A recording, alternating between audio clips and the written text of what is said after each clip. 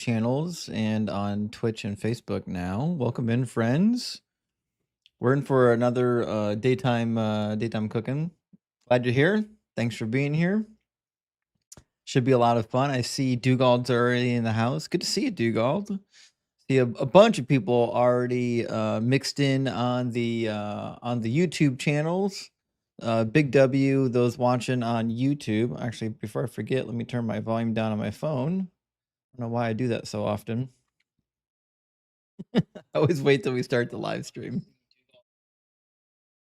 Okay, now we're good to go. Welcome in, friends. Great to see everybody. We should have a fun one today. I might have a friend of mine drop it in to have a conversation, like a person I know in real life. It should be a lot of fun, actually. With that being said, welcome in. I'm going to open up the guest box. The guest box on YouTube is open, so that's good to go. The guest box on TikTok is open, so we're good to go there. And we already got our friend Billy in here with a super chat. Good to see you, Billy. Thank you for the super chat, buddy. He says, hit the like button on the way in, folks. So just show Justin some love, I think you mean. Thanks for all you do, Justin. Much love. Well, thank you so much, Billy. I appreciate you being here, watching the channel and supporting the channel. So big W. I really appreciate that, friend. I hope you're having a good time where you're at. And with that, friends, we're going to get our first guest in the guest box. How you doing, Agnostic? Agnostic, I think your connection's goofed. It doesn't show that you're on my channel right now.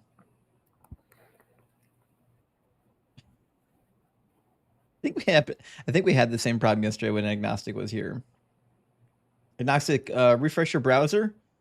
Come back and see if it works. Can you hear me? Anyways, yeah. Jose says you like the vertical a lot better. I actually don't know what the preference is for vertical versus horizontal. If you're used to TikTok, I think you like the vertical.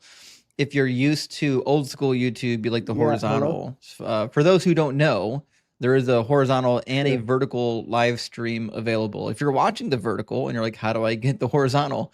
Go to the link in the description for the horizontal. You'll get taken to my other page. And if you're like, shit, well, I want the vertical, we'll go to the link in the description of the video to the vertical. My main page is Deconstruction Zone. My horizontal page is DZ Debates. It's just debates. My main channel is a mix of everything. It's got the debates, it's got vertical streams, it's got interviews. It's gonna be a lot of fun. We'll be interviewing some ex-cult members soon. Should be really cool. But thanks for being here, friends. And Chet, welcome in, buddy. Great to see you. Guys, if you're not following my buddy Chet yet, I implore that you do. We got people filing in. We should have some people ready to rock and roll. Let's see if Agnostic got the situation worked out. Agnostic, it looks like it wants to work, but it shows that you're not connected. I'm just gonna drop you. Come back in if you get it figured out. Sorry, I gotta do that to you. Arkit says Doug is good. Doug is good. Doug's rock solid, actually, to be sure. Absolutely rock solid. And Kayan 2000 says, listening to you at work helps the day goes by. Even though I just had lunch, I'm looking forward to the cooking session that's about to happen. Well, Kayan, thank you for the 666 Hail Nero. And I'm glad that I can provide some level of entertainment for you at work. I know it's hard to be at work and to be bored at the same time. Agnostic, I'm still seeing the same problem here. You're not really coming through.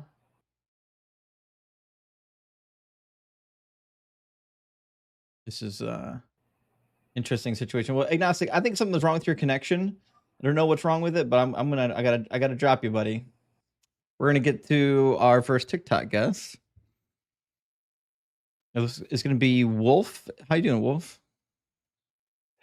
Hey, man, actually, hold on a second. How are you? Let me make sure my headphones are even turned on. My headphones aren't even turned on. No wonder I couldn't hear anyone. You guys probably heard them. I couldn't hear shit. Let me see why my headphones aren't connected. Technology is the worst. It literally is the worst. Like, I take my Bluetooth headphones out, and they automatically pair 9 times out of 10. I take them out today, and they don't fucking pair. We should be good now. I'm pretty sure I'll be able to hear everyone. Wolf, are you with us? Yes, I'm here. All right, sorry about that. Technology is technology. You know what I mean? Yeah. So, Wolf, are you at least 18, and are you a believer? Oh, yes, I'm actually 30 plus now. So, yeah, I'm well over 18. Sure. Do you believe in some kind of a God? Yes, I am follower of Jesus Christ. I'm a Christian. Cool. What would be the most compelling evidence or argument for the Christian God being real? First thing is, I mean, when I accepted Christianity, even I read the New Testament, and then I just read it like a story for a start. But then I found that, like, while I was going through the story, I found he was against the Jews. Yeah, I mean, the preachings of what he learned in the Torah, he was against that. And then the environment he lived in was also not a friendly one, because even Romans were trying to suppress Jews, and they were like all about governing and collecting taxes and stuff like that. And even after he was crucified, like there were a lot of suppression on the Romans and both Jews to have that control in that place specifically. But like things slowly started changing. So, Right. and We it we is know the also in the story. Roman You don't have, records. you don't have to Yeah, tell us the but whole story. We don't need the whole story. I'm just building up the story. Well, But no, then, we don't care about the story. We want to hear an argument for why the story is true. yeah, We the already know thing the is story. it is mentioned in the Roman records, and they are not a simple people. So they are good with architecture. They are good with like the war tactics. They are good with collections and stuff like that. So like for them to convert into something like this, which were like which they themselves persecuted and crucified, it has to be true. And then It doesn't have yesterday to I be was true. going So we'll through a try this video. again. Wolf, this is not a preaching platform. Okay. Okay, so we're going to go point by point. What about anything you just Mhm. said demonstrates that Jesus is God and that the New Testament story is true? It is in the history. What It is in history? the Roman history recorded. It is recorded by Pontius Pilate when he sent the crucifixion details to Tiberius, at the time the Caesar of Rome. He sent the records of the crucifixion, and crucifixion is not a small thing. It is like a big event which happens in the Roman history. And as No, the they crucifixion crucified was done by literally Romans, like hundreds of people a week. they have records about them. Yeah, hundreds of people we So got it crucified. It is, wasn't that big of a deal. It yeah, was pretty much like an everyday occurrence. So what I'm yeah, trying it to is figure out everyday is occurrence. But then no they one's. have the history. They Hey have the Wolf, hey records Wolf, take a of take a the. take a breath. You're gonna get to say everything you want to say. You don't have to squeeze it all in up front, okay? Everything that's in your heart that wants to come out will come out. You don't have to say it right now. Okay, so we're doing an inquiry. I know the Romans kept records. I believe that Jesus was a real person that died. I'm trying to figure out why you think this guy is God and the New Testament is true. Yesterday, I was going through a Shroud of Turin, and the guy clearly.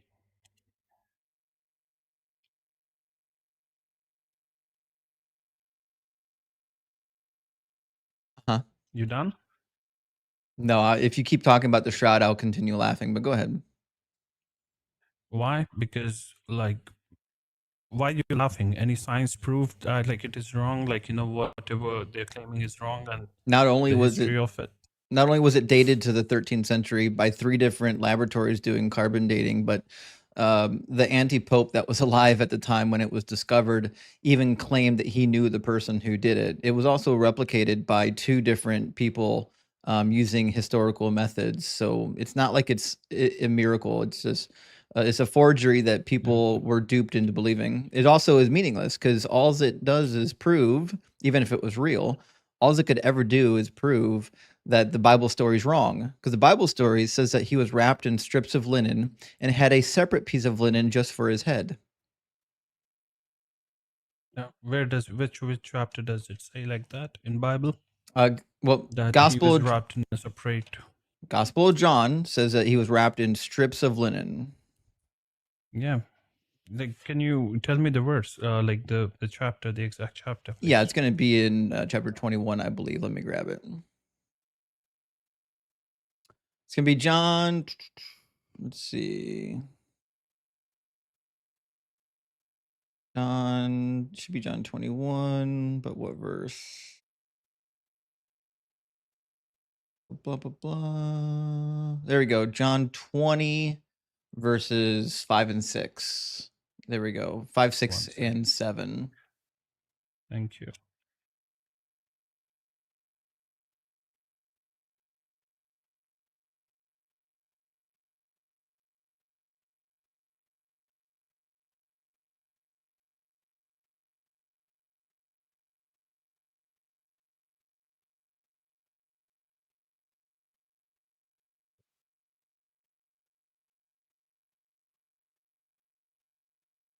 When they came to the tomb, you know the story. What they find. I'm reading it out. 1 second.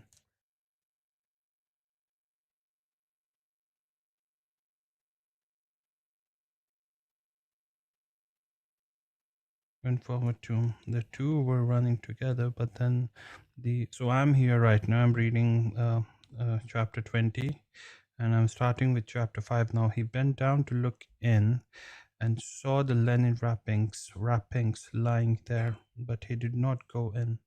Then Simon Peter came following him and went into the tomb.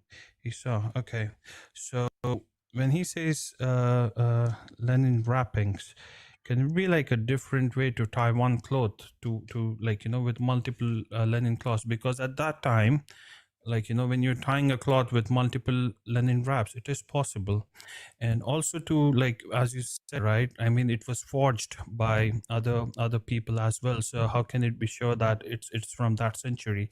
So yesterday, Wolf, pay attention. I was watching that video. Wolf, if you're going to ask questions, you have to pause for me to answer them. You can't just ask rhetorical questions. It's not how conversations work.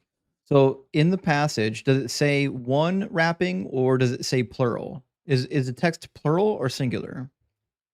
No, it says wrappings, definitely. Okay, so it is plural. Okay, now, as it turns out, in verse 7, it calls out another wrapping. It says, and the cloth that had been on Jesus's head, not lying with the linen wrappings, but rolled up in a place by itself. So not only are there multiple linen wrappings, but there was a separate thing that went over his head. This was customary burial practice in the ancient time. You didn't have just one cloth and then you lay a body on it and then you place the top of the cloth over top of the person. Plus, if that was the case, the blood wouldn't be on the cloth the way that it is. It would literally just be smeared pools of blood everywhere. The cloth is clearly made as an artistic representation of what they thought would look like if a body was on that cloth, but it doesn't look anything like a dead body on a cloth. There should be pools of blood. There's no pools of blood. Okay, so once he got down, his body was wiped. And then when you say like multiple body, like anyone, if you saw, even if they're burying a body inside a tomb, they will be not covering one on head and one on body. So there might be a cloth on head. So John's lying. But then there should be a complete, then there's, no, I'm completely agreeing. There will be a cloth on head, but then there should be a complete cloth covering his body as well. No, that's not in the text. Show me in the Bible where it says he was buried in one cloth. It is in... No, it is in the Shroud. And the Shroud's a forgery. We already covered this. There was another one. No, it is not a forgery. There's not a single Bible verse or a single ancient document that describes a person being wrapped in one cloth front to back. Not a single one. Then there were other claims that you claimed that Shroud has been forged and stuff like that, and that's where I'm getting to. How come this is authentic? That I'm trying to tell you right now. If you forge something, okay, it will get into the layers of the linen or of the cloth if you try to paint something, but the video that I saw yesterday, the scientist himself, he said that the Jesus imprint, his body imprint that was on the shroud, it did not enter the layers, and they also called in the pro painters, if the blood didn't enter the layers, that's a sign that it's not actually a real shroud. If somebody was laying on the cloth, The blood should have seeped through all of the layers of the shroud. However, if it's in fact not a body laying on there, if in fact not the blood, sir, that's where you're getting it wrong. It if is in- not the blood. I'm trying I to know please it's listen. I know it's I've not his listened to you. blood. I know you haven't Yeah, listened to me. yeah. You haven't shut up for 5 Okay. seconds. Okay. So if it's actual Please, blood, it should have soaked through all the surfaces front to back. It didn't do that. What it is a mixture of an artistic rendering. Somebody painted or used a mixture of different chemicals like pig's blood, red ochre, and things like that to put an image on a cloth. There is red ochre on it, by the way. No, sir. The blood has been has what you say penetrated the linen. I'm talking about the radiation which gave that imprint of Jesus Christ. So the bordering, if you see there's no radiation. That's the radiation. That's what the scientists. There's no radiation. No scientist has said that. Please have a look. I have. You're lying. Do you want me to share the You've link been tricked right away? You've been fooled. I'm not been tricked. You've been fooled. It's carbon dated. It was carbonated by 3 different laboratories. Authentic science. It's not authentic science. It's pseudoscience, and he's not a scientist. It's not pseudo. It's not a pseudoscience, sir. It is. He's gone through multiple tests on No, it. he hasn't. He's called in the pro painters if they can. He did. No, he didn't. No, he didn't. Please have a look. I'll share a link. Listen, you can lie to yourself, but you're not going to lie to me. I'm not lying to you. I'm giving you the proof. No, you're not. It is from the scientists. You're lying. It is from the scientists. You're lying. It is Every time you say it, I'm going to tell you that you're a liar. You're a liar. I'd rather listen to a scientist than a YouTuber who is not a scientist. Why did 3 different laboratories carbon date it to the 13th century? No, I'd rather listen to a scientist. Why did rather 3 than a YouTuber? Then listen to the 3 different Then listen to the 3 different laboratories who did real scientific analysis of it. They did carbon dating of the flax and said it's from the 13th century. Why don't you listen to those scientists? Those are actual laboratories doing actual testing. Claiming that radiation hit it is not laboratory testing. It's not scientific. But you've been tricked. You're gullible. And again, all it does is disprove the biblical account. The biblical account says he was in multiple linen wrappings and had a separate head covering. Simply could not be possible with the Shroud of Turin.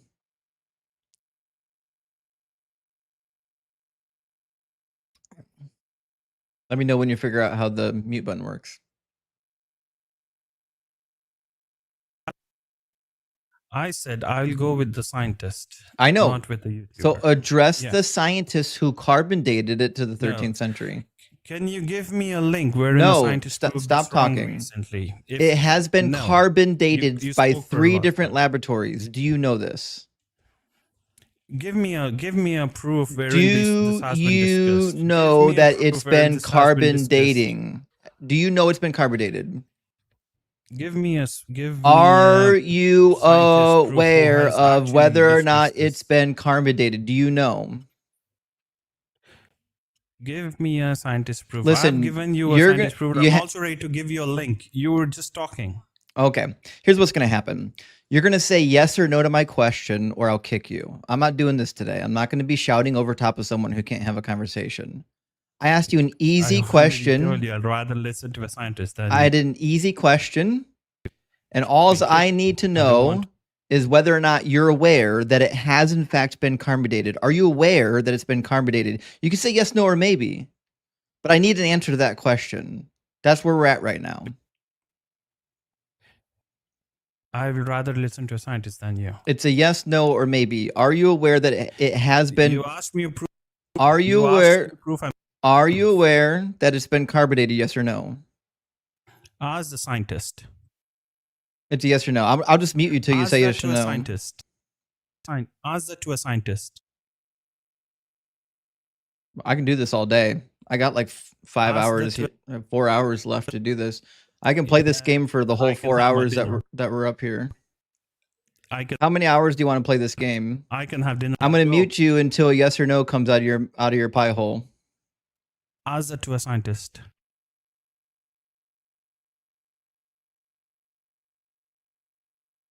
Did you muster up the Holy Spirit courage to say yes or no yet? Let me know. Ask that to a scientist. Look, he's now muting himself. He's just hitting the mute button over and over again, trying to beat me. I didn't even mute him. You can unmute yourself, by the way. You done spazzing out? You get all out of your system? Like a little toddler that has to cry it out before bed. You get it all out. You ready to have a conversation? Yes. Okay. Now, I asked you a simple question. Are you aware that it has in fact been carbonated? Ask that to a scientist. I told you. Okay. So you're not adult enough to have a conversation. So you can go. No one cares. And we'll move on to our next caller. Let me grab a couple super chats. Guys, thanks for being here. Started off the day strong with an absolute coward. Ark says Doug is good. Oh, actually, I think I read that twice, but hell yeah, Doug is good. Thank you so much, Ark. And Peter says, finally catching the live stream again. Much love. Well, thank you, Peter, for being here. I really appreciate that. And I hope everyone is entertained. Are you not entertained, friends? And Dwayne says, Jesus is his own daddy and he lives in the sky. This is the craziest thing. Thank you for the 666, Dwayne. But you're 100% right. The Trinity is the most nonsensical thing ever invented. Jesus had to knock up his own mother to give birth to himself. Obviously, that's why he had to die, because he committed adultery and incest at the same time. So, I mean, he got what was coming to him. Stephen says, vertical and horizontal wouldn't be a cross. Well, I don't know if the streams are thin enough to form a cross. So just look like a weird overlay, but I hear what you're saying. We should do a sacrilegious stream like that. Dave says, I'm so grateful for you. Hail, Doug. Well, Dave, I'm grateful for you. Thank you so much for being here, and thank you for supporting the channel. And Carlos, my friend, great to see you also. Thank you so much for sending out 10 Deconstruction Zone memberships. That's huge, my friend. It's huge. And Doug's with us as well. Doug, great to see you. Says, love what you do, Justin. Keep cooking. Well, Doug, thanks for being here, friend. And it's good to see another prophet of Doug in the house. And of course, our friend Amir's with us. Amir says, damn, Justin, I got stuff to do. Take a day off. Sorry about that, Amir. Sorry, Amir. Also, Atheist Bulldog Dougal, thank you so much for gifting out some subscriptions, 5 subscriptions on TikTok. Big W, Dougal. I appreciate that. And Snickerdoodle's with us too. Good to see you, Snickerdoodle. Says, can we work Dwayne "The Rock" Johnson into the Church of Doug somehow? I actually think we need to. We need to find a way to do that. He's pretty jacked, and I could get on board with worshiping him any day. Praise Doug. Well, Snickerdoodle, I agree with you. I think we need to find a way to get Dwayne "The Rock" into, at least worked into the liturgy. Like, we've got to get him involved. It just seems like a shoe-in. You know what I mean? And Amir says, just joking. Keep doing what you're doing. I'll lock in here. Hey, thanks, Amir. I appreciate that. Listen, the stove's already preheated. We're gonna cook. Peter says, tech bros, robots will take over the world in 2 years. Me sitting here frustrated because a technology is not doing one thing it should do. Actually, this is the funny thing. You're 100% right, Peter. So I work with a lot of technology. I was an electrical engineer, and the reality is AI is scary. It's doing a lot of really interesting shit. But we're nowhere close to machines technology taking over. Nowhere close to that. Mike says, I know there's no proven correlation between human behavior and the full moon, but your and Ian's last few lives make me think there should be revisited. Yeah, so for me, I think it's like your brain writes it into existence. Like once you buy a Honda, nothing on the road you notice except for other Hondas. You know what I mean? Once you are of the opinion that the full moon does something, now you're looking for any reason to believe the full moon is doing something. It's kind of like once you have a hammer, everything becomes a nail. That's how I interpret the full moon nonsense. But listen, if that's that's something you believe in, go for it. It doesn't hurt anyone. And Bill Ash says, we can hear agnostic. I know that was my bad. My earbuds weren't connected for some reason. I don't know why. All right, 2 more super chats. Serial Dude says, Shale Doug. I agree. Shale Doug. As a very amateur anthropologist, I wanted to add that quail bones disintegrate in a desert sitting within a few months to a few years. Well, Serial, that's actually helpful information.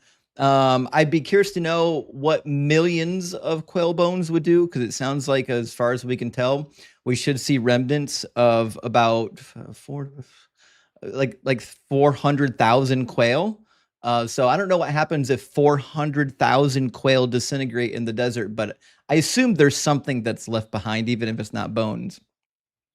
And last one from our friend Griffin. Griffin, thank you so much for the 1999 super chat. That's very generous, friend. It says, good afternoon, Justin. Super excited to catch the live. I asked before, but I don't think I heard your answer. I apologize. What Ugaritic text references should I be reading? Do you think the texts support Christianity? Well, no. First of all, no. The Ugaritic texts do not support Christianity. I think the most famous of the Ugaritic texts, and the one right now that's most accessible to normal people, is probably going to be the Baal cycle. My favorite rendering of the Baal cycle is by Mark S. Smith. And Mark S. Smith has a really good translation of it. It's 2 different volumes. That's how big it is. But it's an amazing window into the ancient Canaanite culture. I highly recommend it. Outside of that, I would pick up anything by John S. Day or Mark S. Smith, or even the archaeological findings from William Devers. He mentions the Canaanite stuff a lot, and there's others. There's others we can go on and on about it. All right, we're gonna grab a theist from our queue here. Welcome in Faith Without Works Music. And Faith, it looks like both your microphone and your camera are turned off, and that your connection is goofed because it doesn't show that you're in my box right now, which is weird. Do you have a microphone plugged in, buddy? Let me see. There we go. I can hear you now. Is that better? The audio works. Yeah. Is that better? Yeah, the audio works. Can everyone hear Can you him? hear me? I can hear you. It's delayed by about 5 seconds. Are you on the Wi-Fi? Yeah. Oh, okay. I didn't realize your Wi-Fi was so Is that slow. better? Can you see me? No one can see you because your connection's so slow. It's not coming through. Nobody can see me? No, not a soul. I can try to re-add you to the screen. I don't think it's going to let me. Great. Yeah, no one can see you. Your connection's too poor. Okay. Sorry, buddy. Do you want them to see you? I have it on. No, you have it on. What I'm saying is your connection's well, I can refresh my browser and see if that helps, but I don't think it's going to help. Give me a second. Okay.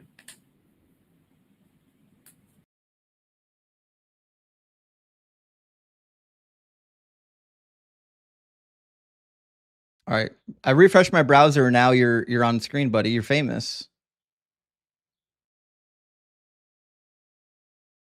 Although now I can't. Oh, let me turn the audio. There. Now we got the audio and the video. Okay, everything's working. Can you see me? I can see you. We can all see you. Oh, sweet. Hi, guys. The window behind you is very bright. Oh, neat. Cool. I mean, there we go. Now we can see you. It's still delayed, huh? No, I think we're okay. I think it's a little bit better.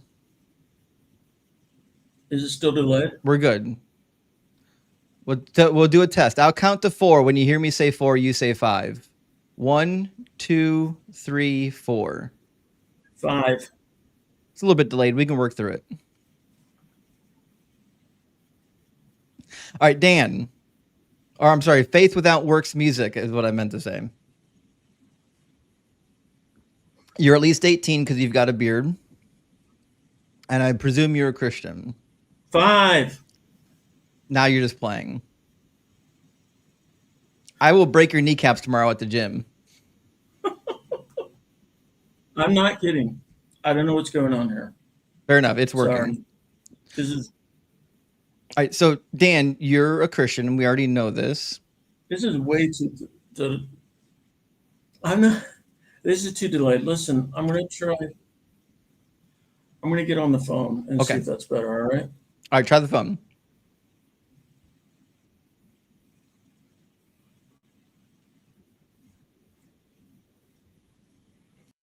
So for those that aren't in the know, some people actually are in the know. So for example, Denise and Chet know. Dan's actually a person in real life that I know. He wants to come in and talk about some of these topics.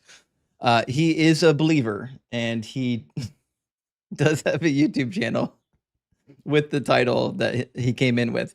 Anyways, we're going to give him a shot to give him a chance to try his phone out, see if his phone has a better connection. While we're doing that, let me bring in my buddy Dugald. Welcome in, Dugald.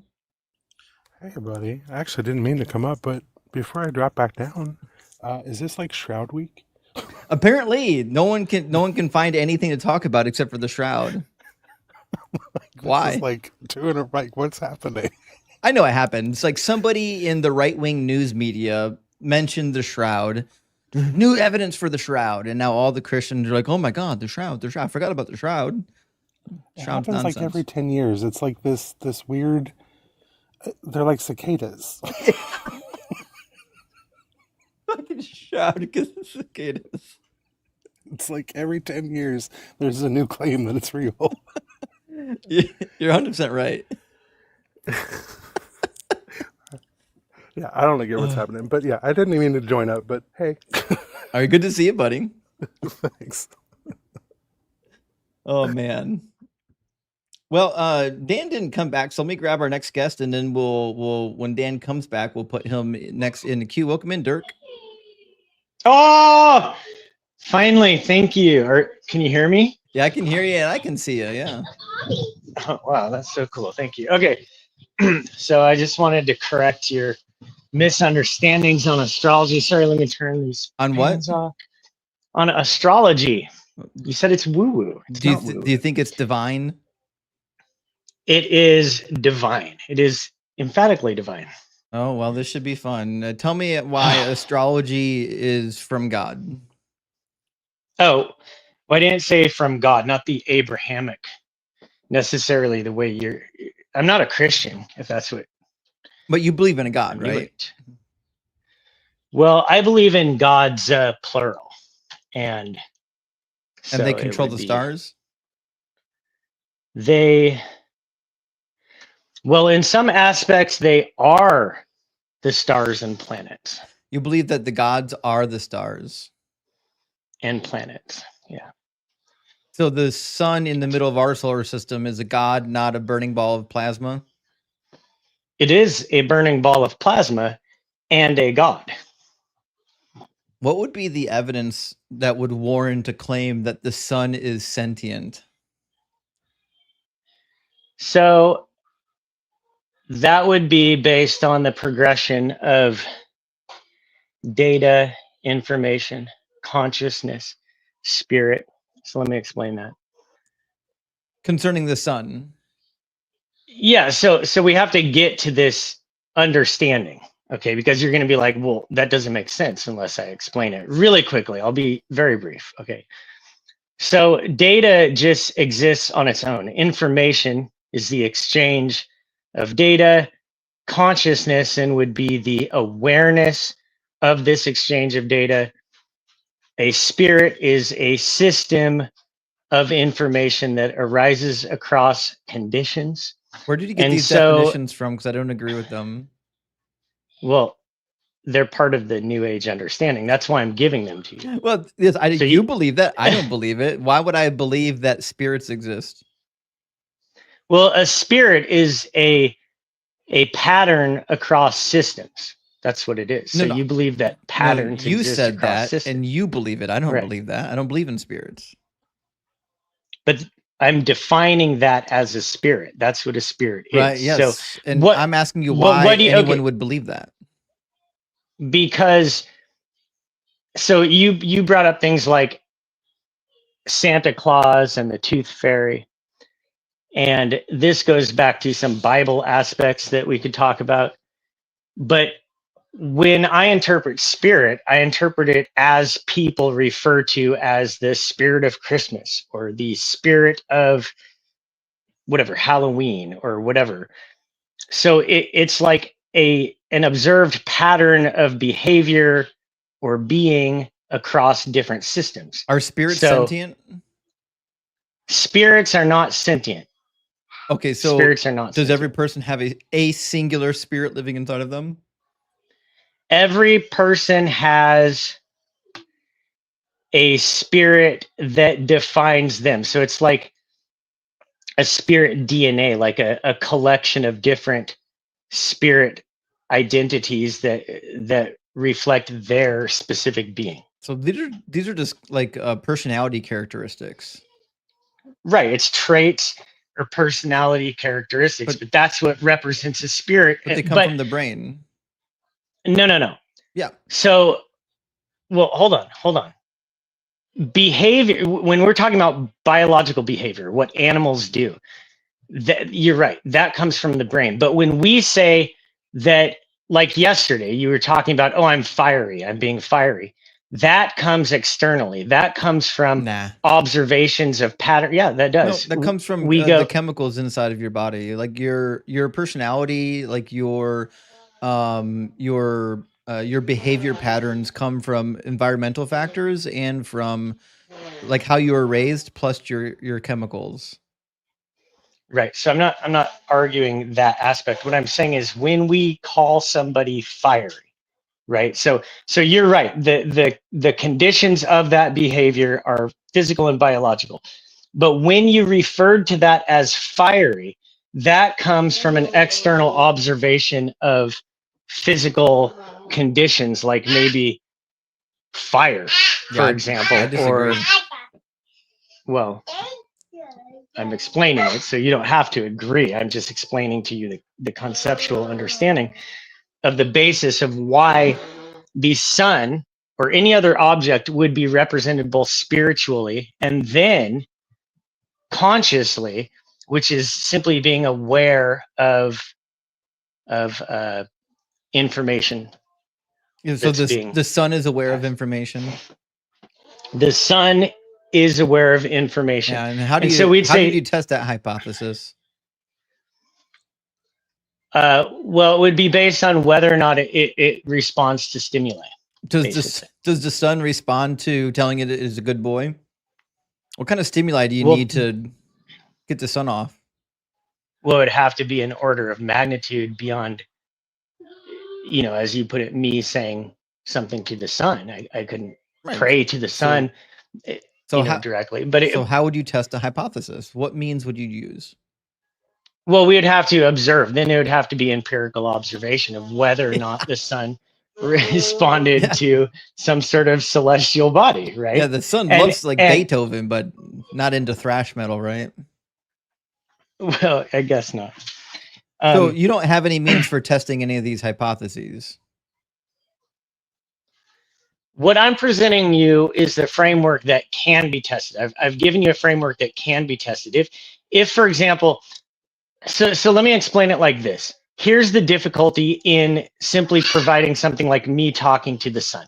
If we look at a plant growing like in time, what is it? The time elapse or what they call it? Everyone's seen those videos where the time lapse seed pops up. Yeah, time lapse.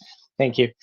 When I look at that, I'm looking at the plant and I'm going, this is how the plant is actually seeing the world around it. It's in a different time sort of frame than we are.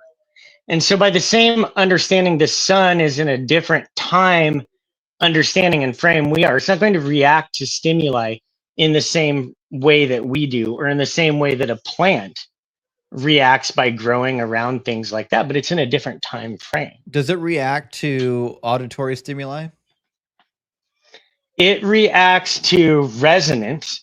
So in space right now. So no, the answer is no, it doesn't react to auditory stimuli.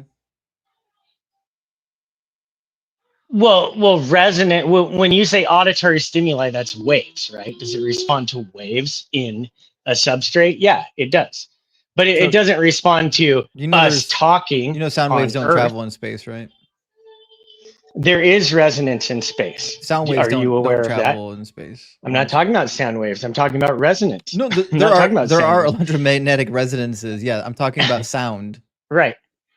So again, No, it would not hear sound, but it hears these resonances that you just acknowledged. It hears it or it feels it. And so, what? It hears it or it feels it. Feels it. Hearing is feeling. How do you think your eardrums work? Well, one of those is a different sensory. Like when we say feel, we're referring to the senses in our skin. When we say hear, we're referring to the effect that happens inside of our eardrum. Right. Okay. So you're asking the locality of it. I wouldn't know because I'm not the sun. My claim is that it has a mechanism and a physiology. What you're asking me is that's what I want to know. What is this physiology? Yeah, what I is want to the know physiology about the of physiology. What organs does the sun use to interact with resonances? Okay. So the sun is a very complex organism. And I admit I don't know as much about the sun because I wasn't expecting you to take me down this direct pathway on the sun. But the sun is a very complex organism if we look at it as an organism, and it has all sorts of different structures and tissue layers and whatever you want to call it. Yeah, I mean, I'm calling it tissue, but like the different layers of the sun, we can say are like different tissues, the different tissue structures. is a different state of matter. Well, that's why I'm saying it's like tissue. I'm not saying it is physical skin. You understand? I think what you're doing is being a little bit uncharitable in your questioning here, because what I'm trying to do. What I'm trying to do is I want you to think critically about your belief, right? So you use like a lot of really weird blanket words that like you think they have, if you put them on a Venn diagram, they have a lot of overlap, but they don't really work when you actually like dial down into the nuts and bolts of how things function, which is why I'm asking specific questions about what you believe, not generic questions. Well, I understand that, and I appreciate that.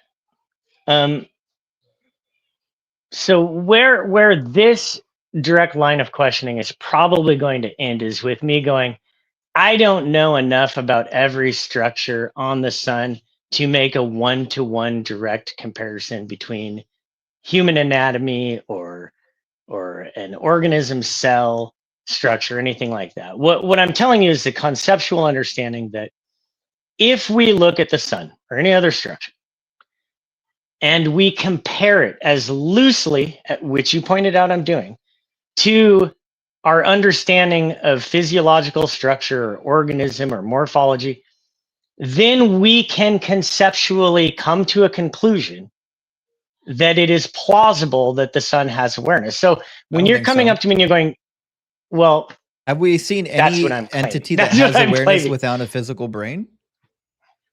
Well, like a plant responds to things. But is it self-aware? Plants respond, you can touch.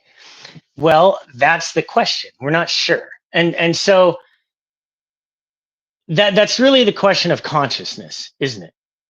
What really is consciousness? And some people say, well, it's the synapses and it's the transistors I think you were talking about a couple days ago. It's not transistors. Well, you were going down that devices. Line. Right.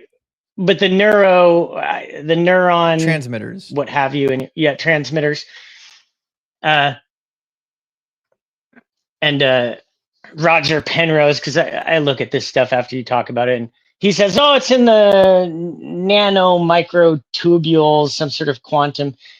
I don't think anyone has, my point here is nobody has pinned down what constitutes true consciousness. So to just say definitively, no, I think what you're saying has no basis at all. It's entirely implausible. I think rests upon some sort of claim that you know what constitutes consciousness, where it comes from, what it is definitively, because you're arguing from a position of incredulity. We can make inferences from things we do know. And what we do know is that we've never seen something that is self-aware, what we call conscious, that doesn't have some sort of thinking structure like a brain.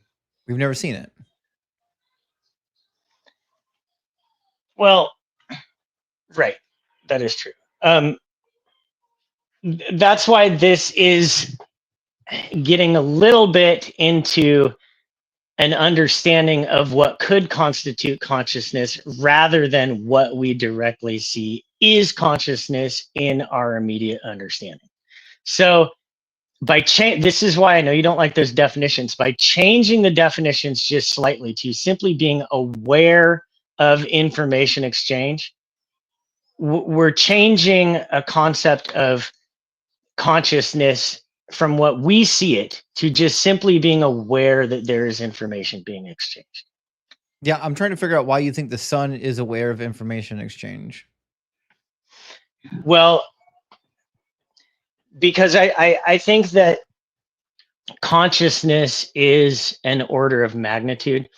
I think it's what does that mean? It's like I don't know if you're using that correctly. What do you think that means? No, I am. It's like a critical point. So, for example, when we look at computers and then we look at dogs and we look at people and all the neural connections. I know computers don't have neurons, but if we look at the connections of them, even a dog has hundreds of millions of more connections than our greatest computers.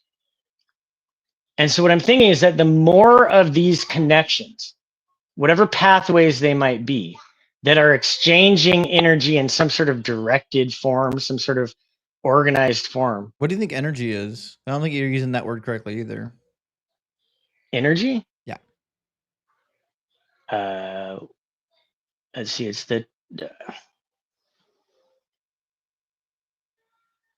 the transfer of was activation potential or something like that. What is it? Energy in science is a measure rate of change in either position or velocity of something. Right. That, so that's what I just said. That's what I just said. That's not even close it's to what the you activation potential. That is exactly what I said. No. Yeah, that's entropy. No, entropy is not energy. Yeah. Entropy is disorder. Well, okay, let me tell you what entropy is, because a lot of people understand this. I know what entropy is, just so we're aware. I do have a little bit of a science background. I know you know what it is. Everyone here knows what entropy is, except for believers. Okay. They don't know what entropy is. Okay. So let's focus on the word energy. Energy is a property. Okay. It's a property of stuff, but it's not a stuff. Right. So when you say energy, then you need to relate the energy of what? So if energy is being transferred, what is the stuff that the energy is being transferred with? Well, it could be heat, electromagnetic. It could be nuclear, magnetic. So any sort of thing that is going to. Sorry. Which one? It could be any of those. The sun is aware of all these energy transfers. The sun, I'm thinking, is going to be aware of these types of energy transfers because it's not going to have the same awareness of its experience that we are. It's not going to have eyeballs. What's it doing with the information? It's an interesting question. Because as far as I can tell, the sun does exactly what the sun does every second of every day for like the last 4 billion years. Like it never changes its mind. It never takes a new course. It never moves in a direction it didn't move before. Well, I didn't say that it has the ability to autonomously change its physical direction. Well, what I'm saying is that you're insisting that the sun is like taking in cosmic information. I'm trying to figure out why you would have that conclusion. Because it's the basis of, as I say, the different levels of awareness of exchange of conditions or changing in these conditions. So yeah, so you're attributing it to the sun because you want the sun to be sentient. That's it. But so we go all the way back to square number one. We have literally no reason to believe that the sun is sentient. No, you have no reason not to believe it, absent the testing. Well, then based upon the conditions I've given you. Well, then you have no reason to believe that the tooth fairy doesn't exist. You could test that. No, you Sorry? can't test it. You have no way to You test if the can. sun is sentient. Zero. Give me. There's a way through. So Dirk, we observing- started at point number 1. The first thing we talked about, I asked you, how do you test your hypothesis? And you said there's no way to test it. Do you have a way to test it? I said now? I do not have a way to test it. I did not say there is Okay. no way to test it. Then it's So an I do not have a way to test it. unprovable hypothesis. I did not say that. I didn't say that. You're saying, hold on, please. Hypotheses. I don't know if can I talk on my own live stream? Hypotheses. Okay, go ahead, please. Hypotheses aren't true until tested. You have to test them before you can say they're true. Okay. So if you have no way of testing your hypothesis, you can't go around and say, well, it's true until you disprove me. Some hypotheses aren't provable one way or another because they're so silly. That's called unfalsifiable. If you have a hypothesis. Okay, no, hold on, I knew you were going there. It's not unfalsifiable. Dirk, listen. Okay. If you have a hypothesis that is unfalsifiable by you and by me, then me not believing it is the most rational thing. Well, oh, hold on. Pill Russell in the YouTube chat on the vertical stream. If there's a mod here, ban him. Ban Pill Russell from the YouTube chat right now. We got a anti-Semitic ass wipe in the chat trying to get the live banned. Could someone get him out of here, please? Sorry about that.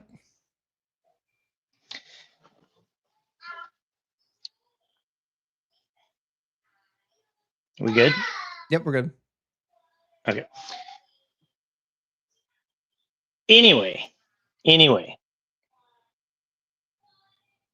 Let's put the sun, because I didn't really want to go down this path on the sun. Yeah, let's not probe into the actual details of my belief system. I know.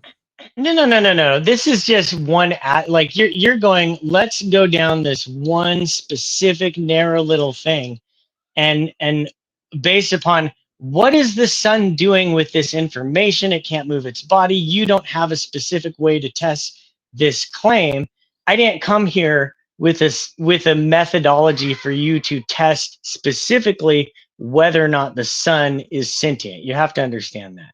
I do understand it. That's why it's rational to not believe what you believe. But that's not that. Whether or not the sun is sentient is not the basis or order of the subsequent astrological principles, which I came here to explain. So at least you understand what they are, because it's one thing to say something is.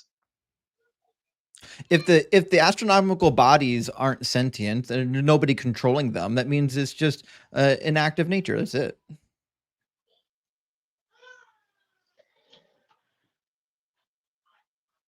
So something has to be sentient and something has to be controlling them. Why? Because otherwise it would just be nature doing what nature does. What does nature do? Nature doesn't do anything astrological like give you predictions for the future.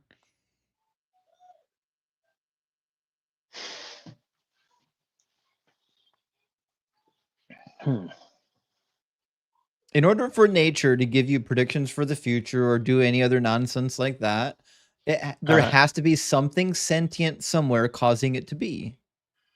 So if we look at the astrological cycles, which are effectively astronomy, but with prediction, okay, and we say on or about this cycle, there's going to be calamity. Mm-hmm. And we look at astronomy and they say on or about this cycle, there's going to be a meteor shower with a likely potential of meteors striking across the world. What difference is that in your mind? A difference in what? If astrology claims based upon a certain cycle, there's going to be calamity, but astronomy based upon the same observations claims there's going to be a meteor shower that's likely going to result in the striking of Earth. What's the difference? Why is one woo-woo, but the other isn't? Because one is an observable phenomenon, right? So when you are predicting calamity, that's not an observable phenomenon that you can predict. There's literally always calamity. So if someone says, hey, on July 10th, there's going to be calamity. Yeah, guess what? If you look around the world, there's going to be calamity every day of the year. Now, when it comes to meteor showers, we know that meteor showers come in actual cycles based on how other planets and other things are orbiting within our solar system. So yeah, we do know at certain times of the year, we know when meteor showers are going to take place, not because there's a sentient thing out there telling us it's going to take place, just because we know when certain bodies are in certain positions that meteor showers are going to be more or less likely because it's a cyclical solar system. Right. So this is what I'm getting at, because I think that you seem to think that astrology is not based on astronomy and that it is entirely dependent on the need for some sort of external sentient being in the way that Christianity is. And so when I say the planets are alive or they have some sort of awareness of what's going on, that's not the same thing as saying they're divinely taking part in the direction of the unfolding of the cosmos. And when we talk about astrology, it is very much based upon astronomy. The Babylonians, the Milankovitch cycle, all of this was actually found. Thought you could dissect the liver and predict the future with it. Right. And so this comes downstream. And so this is what I was talking about when I said we were talking about personality types, and you were pointing out correctly that biology is responsible for the actual behavior. And when I say when people associate that behavior with other things, I know you disagree on this. I'm saying they're getting it from the action of the water. Oh, they have a tempest, or from the fire of the forest. Oh, they're a fiery person. What I'm saying is they're taking that and they're attributing that to these personality types. And that is where ultimately, so the big thing I wanted to get into was this discussion of humanity and slavery, because you get into this all the time. This is a very controversial thing. You think slavery is related to astrology? It is related to the concept. Yeah, it is in the weirdest way. And let me explain it just really quick. So when we take these personality traits, and if you just follow along with what I'm saying, please.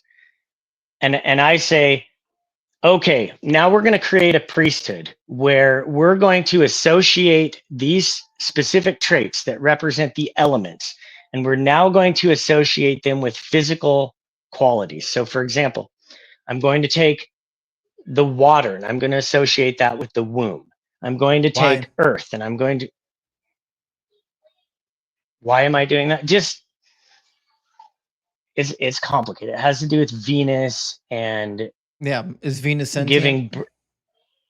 So yes, but that's it. All this. See, that's why I keep asking you easy probing questions, because every time I ask you probing questions about these blanket statements, it turns out that it's kind of nonsense. That's why astrology. No, is nonsense, it's not nonsense, because it doesn't matter whether they're sentient or not, because the things I'm giving you are the concept of where these traits and associations are coming from. So the point here is what they're doing is they're building a priesthood based on these elemental associations. Who's doing and so this Adamic priesthood.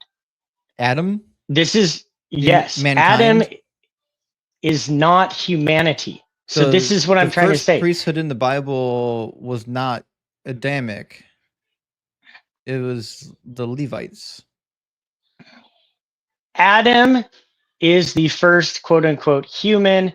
And as we know from the Enuma Elish, it is Adamu, which is a priesthood. And so I'm putting these together. Yes. No. Very much so. Nope. Yeah. Nope. Yeah. Nope. Yeah. Nope. Yep. Nope. ChatGPT says, yeah. You're wrong. What's the word in Akkadian for priest? In Hebrew, it's Kohen. Do you know what it is in Mhm. Akkadian? I don't know what it is in Akkadian. I It don't has nothing to speak do with Akkadian. Adamu. The Akkadian word, which is what the Enuma Elish was written in, is Anu for priest. That's what it means to be a priest, Anu. Right.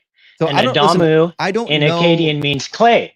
Means clay. Yeah, there you go. It means And clay. human. You nailed Yeah, it. that's why right. And in biblical human. Hebrew, Human. Do you know what human means? Ground. Do you know what human means? There's no word for human in either language. Right, but human in the Germanic language, the Proto-Germanic language, means clay. It's the same thing. We're talking. Well, first of all, I don't know anything about Proto-Germanic languages. I speak Oh, English. you don't know that? Oh my gosh, how ignorant why would I you care are. about Proto-Germanic languages? Because you mentioned the because Enuma. Dirk, pay attention. Dirk, listen, focus guy. up for 5 seconds. You mentioned the Enuma Elish. I'm speaking about the language that the Enuma Elish is written in. If you had mentioned a text that was written in Proto-Germanic, then we'd be talking, but you didn't do that. I am getting there, and I told you what Adamu means in Akkadian, which is clay, because that's wrong. what's the relevant. Well, no, you were wrong. First, you said it was priesthood. So it doesn't mean anything with priesthood. Listen, it is the priesthood. I think it is the priesthood. It's not the priesthood. It is the priesthood. You're wrong. It is. You're wrong. But I'm going to keep going. I mean, all right, let's say Dirk, you're not going to keep going. This has already gone too long. This is complete nonsense. I don't know what books you're reading, but you got to throw them away. Put them in the fire. Throw them away. No, you're not trying to understand, dude. On the planet. It's not, dude. It's not. The problem is I do understand and you don't. I protest. This is under protest. No one cares. Okay. The education system has quite literally failed us. This is what happens when you don't stay in school, friends. Stay in school and take care of your kid. I heard your kid back there crying. Let's grab a couple super chats. We'll get our next guest in here. The TikTok and the YouTube guest boxes are open, friends. If you're watching on TikTok, you already know how to get in. If you're on YouTube, use the link on the screen. Punctuated Equilibrium says, rock hard for Doug. Hell yeah. Get stoned for Doug. Are you familiar with the problem of theological fatalism? Even in Christianity, free will can't exist. Doug, be with us all. Well, yeah. Well, first of all, no.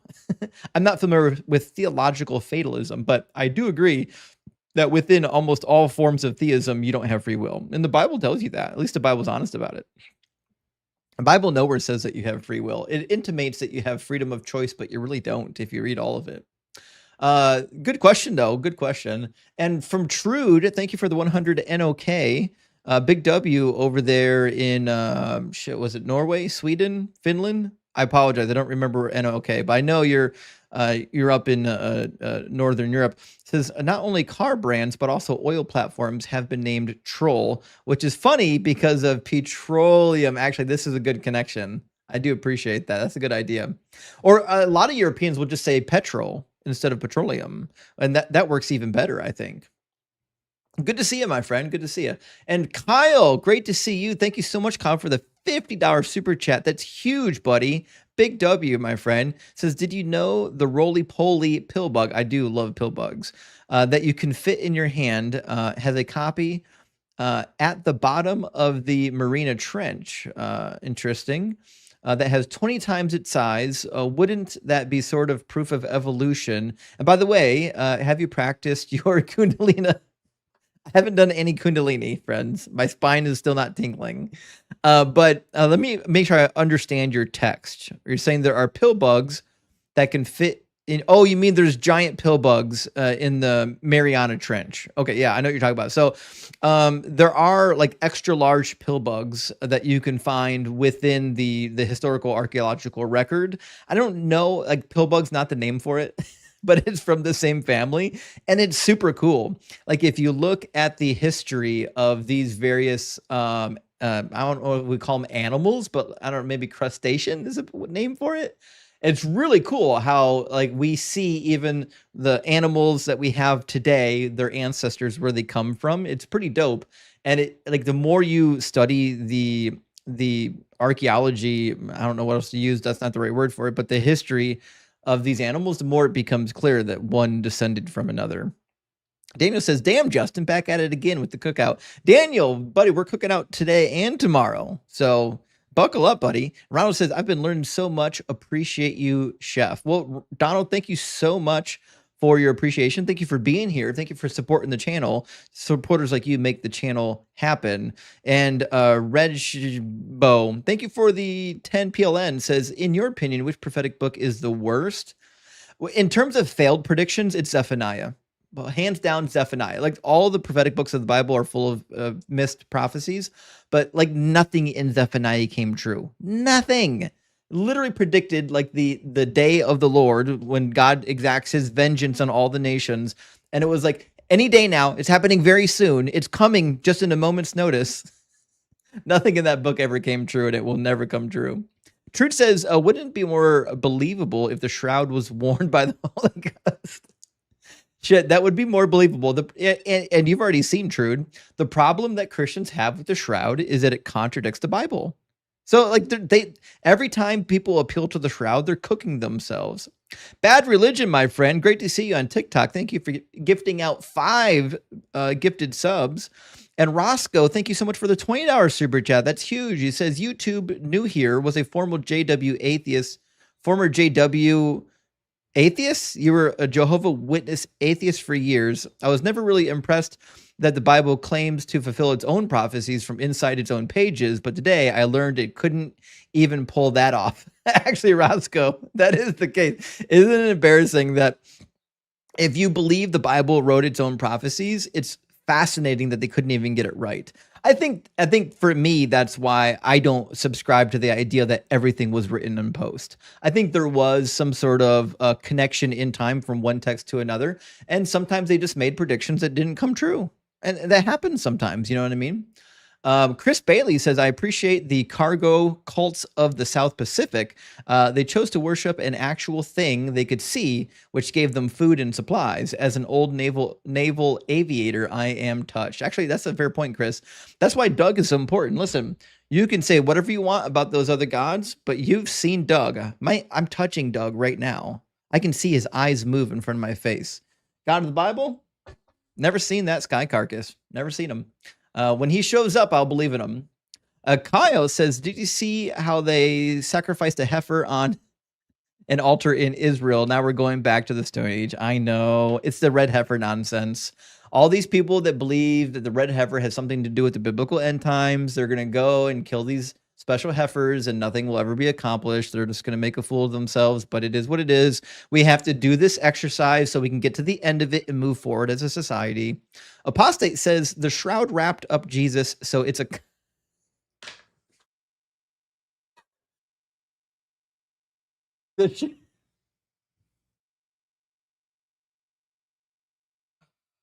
I will forever be calling it the condom of Turin. There, you can't stop me. That's what's happening now.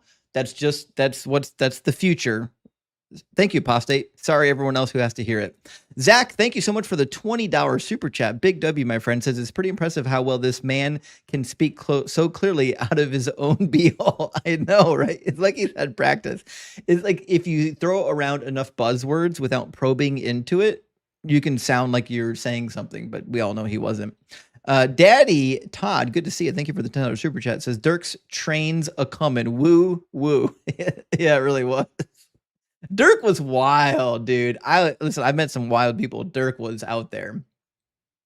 All right, let me grab just a couple more super chats, friends. We'll get our next guest in here. Still no queue in the TikTok queue. There must be a lot of people not on TikTok today. But Oops caught on camera said the son told me Dirk was done too many mushrooms. Dirk has done too many mushrooms. I think that's the case, actually. When the sun starts sending you messages, I want to know why the sun is giving people cancer if it's conscious. Oriuchi says consciousness is a human construct. End of story. That's actually a fair point. We could necessarily say that. Let me think on that. And Zach, thank you so much for the $49.99 super chat. Huge W, my friend. Says, please, we are all getting dumber. I did move on, Zach. I had to end it. He would have gone on all day, and he would have said the same dumb stuff all day. I had to end it. I couldn't take it anymore. I couldn't tolerate it at all. And Kyle Boyd, thank you for the $50 over Venmo. Big W, Kyle Boyd. Kyle says, I guess the sun is going to murder us all in another 10 1,000 years. Actually, yeah, in about 1 billion years, the sun is gonna murder everybody. It's gonna balloon, and we're done.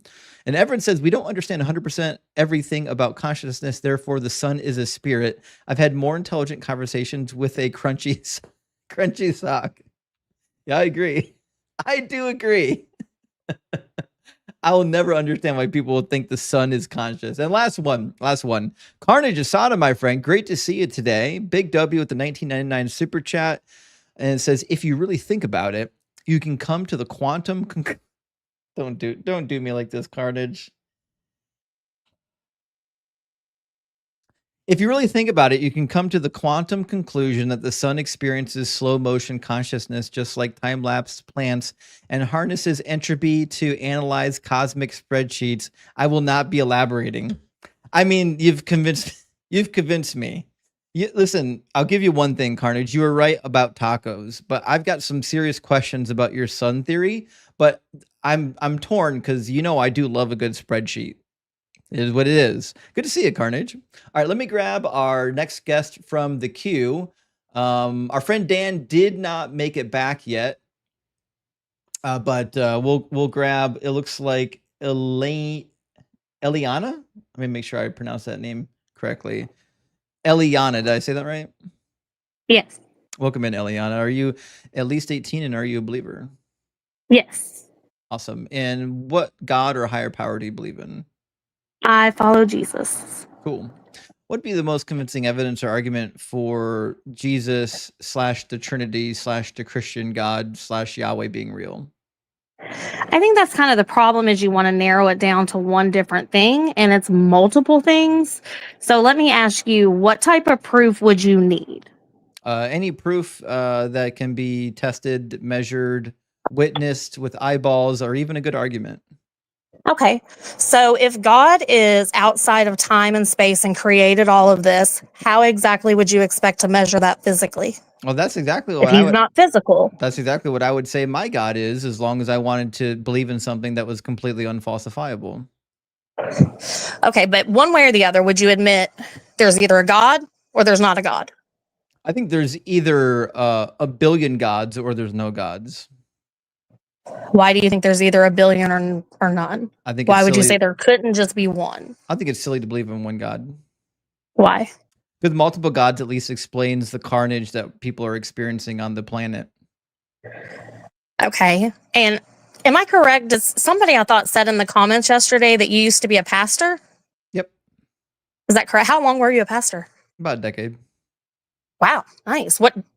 Sorry if this is too personal. Can I ask why you decided against it? Because the Bible wasn't true. What I'm saying, what made you determine that?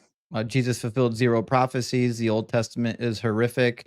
The earth is older than 6,000 years. There's no dome called the firmament over the earth. The earth is not flat, even though the Bible seems to think that it's flat. It's also just not true. Like when it gives the genealogies of the various nations, those aren't actually where the people came from. They didn't come from the Middle East. Most of them actually came from Africa. I mean, I can go on and on. It says that there were rivers that were fed by rainwater, except rain didn't exist at the time, so they certainly couldn't have existed. Okay, well, let's pick that apart. That was a lot. Let's say the firmament. Mm-hmm. Okay, so I don't know if I can run this down quickly for you. The way I believe is that the earth was formed a certain way, not the way we see it today, that when it was first formed, there was no rain. Rain did not happen until the flood came. Right. So the firmament might not have been what you think. Like, I don't know what you determine a firmament to be. To me, that's the atmosphere.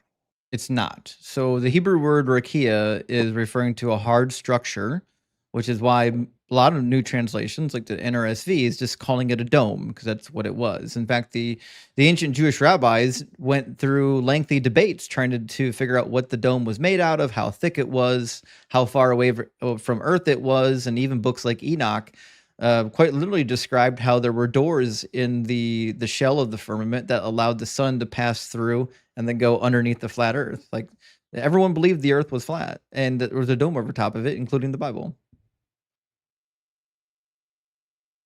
Yeah, I don't know about that. We'll agree to disagree on that one because I don't know enough about that conversation to go deep in that rabbit hole. What was the other thing? Yeah, I don't know where you're getting the earth was flat. I mean, again, if I don't know much about that rabbit hole. I can look into it. That could possibly just be Jews did a lot of that thought experiment type stuff, and that doesn't necessarily make it true, and that's why it was not in the Bible.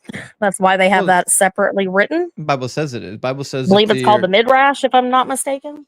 The Bible says that the earth is formed like clay beneath a seal. Have you ever seen clay beneath a seal? Clay beneath the seal. I don't know what you mean. It's a flat disc. Are you talking like a seal? It's a flat disc, yeah. So the way that they did seals, clay seals, is you would have a ring typically, or a roller, either one, but this is probably referring to the ring. And a king would have a signet on the ring that had his icon, and then you would smush the clay, and you'd have an impression. And almost all of the ancient clay seals that we've discovered are in fact flat and round. Job 38. You would have to tell me where that is written in the Bible, because again, context always matters. The type of writing matters. Again, with the Bible, as a pastor, I would think that certain things are written as history, certain things are written as poetry, certain things are written as literature. Yep, so Job 38:14. You would have to tell me where exactly that is. Job 38:14. Job 38:14. Job also says that the firmament is hard like a cast metal mirror. Do we know if we're talking about the firmament around the earth still, or is it possible that could have been interpreted as a firmament around the universe? There's no firmament around the universe. Possibly some type of barrier between us and God. Neither. The firmament is a dome, and God's home is on the top of the firmament, according to Psalm 50, verse 1. But again, psalm is poetry. So that's metaphor. Saying to say that something God's poetic, throne sits above us. God's throne is over top of us. Not how that works. I mean, it is. Just being that poetry, is how poetry works. No, that's literally not how that works. Just being poetry doesn't mean everything in the poetry is metaphor. If I wrote what a poem, makes you determine what you believe in the poetry is metaphor versus what's not? If I wrote a poem that said I read a book, would that be a metaphor, or would it just be a claim within my poem? That's why I just asked you what would make you determine. Try okay, again. This is Eliana, fact. try again. Pay attention to my question. I just did, and I answered it. You didn't. Try again. I'm trying to answer it right now. I said, what makes you determine if something is written in poetry? Eliana, I don't want to mute you, so don't make me mute you. I asked a simple question. I just want you to listen to my question and give me an answer. If I write a poem, and in my poem, I say that I read a book, is that a metaphor? I don't know if you read that book.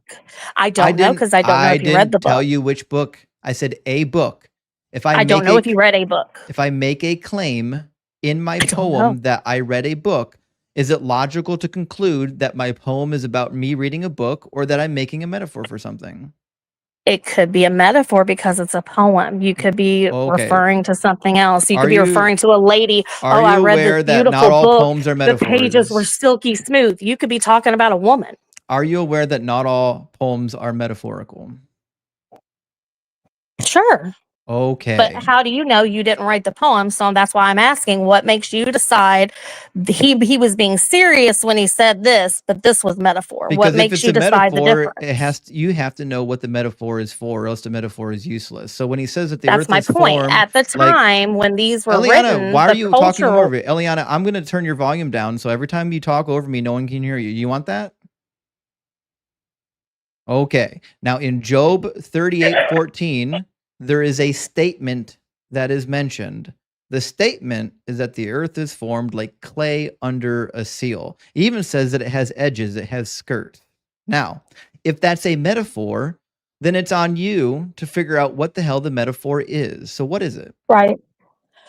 Again, I would have to look into the cultural references, because at that time, the culture was different than what it is to us now. Wheat, water, different things meant different things to these people. So when they said this is this, to them, it had a different meaning than what we read it in English and say, oh, they're just being literal. No, they're not. There's probably a deeper meaning to it. So you don't. I'm sorry. So you don't actually know what it's talking about then. Which one, Psalm or Job? I told you what I believe Psalm means. We're talking Job, about I would have to Job look into it to find out. 38:14. So if you don't know what Job 38:14 is actually saying, then you can't say that I'm wrong. Just saying, well, it's a metaphor is useless. You don't even know if it's a metaphor. Okay, give me 2 seconds and I'll read it.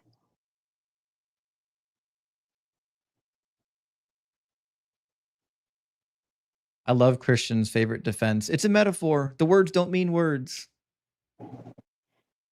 That's not true. You know, there are writings that are not meant to be what, just like there one in a Song of Solomon that's about a woman, but it's about Israel. No, I don't think the Song of Solomon's about Israel.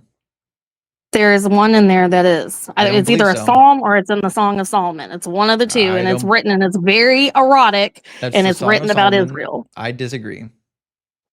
That's my point. So people are having different interpretations of what this means and what it doesn't, and that's why there's biblical study into the culture and the time period to find out why that was written the way it was and what it actually meant. Yep, I did all that. Yep. Okay, so this is in Job 31. Job 38. Can you bind the chains of the Pleiades? Can you loosen Orion's belt? We're in You Job think 38, that's literal? We're in Job 38. Just I'm getting down to it. Again, I'm going with context because you can't pull one verse out of an entire chapter and then go, oh, gotcha. You're not even in the right chapter. No, you need to look at the context, the entire context of Job 38. I've read the entire context of the Bible. I've read every last word of the Bible, most of it in the original languages. I'm literally reading it right to you. Do you believe, can you loosen Orion's belt is literal? You're in Job 31. I'm in Job 38. This is Job 38. I'm not your verse 31. Job 38. Okay, verse 31. Okay, 38, 31. Yes. Yeah, I'm making my way down to 38 to get the context. And it's talking about constellations, is it not? Correct. Okay. Do you know the constellations of Pleiades and Orion?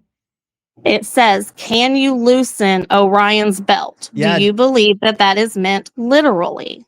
Yeah, that's actually the point. The point here is that Job is not capable of doing what God is capable of doing. Job cannot actually do anything with the stars or the constellations. That's God's job. God is the one who designed everything, not Job. Right. This entire chapter is about asking Job, inquiring of Job about his capabilities, and it turns out he doesn't have any capabilities because he's not What God. I'm saying, though, is you're trying to say this is meant to be literal. It's saying the earth takes shape like clay under a seal.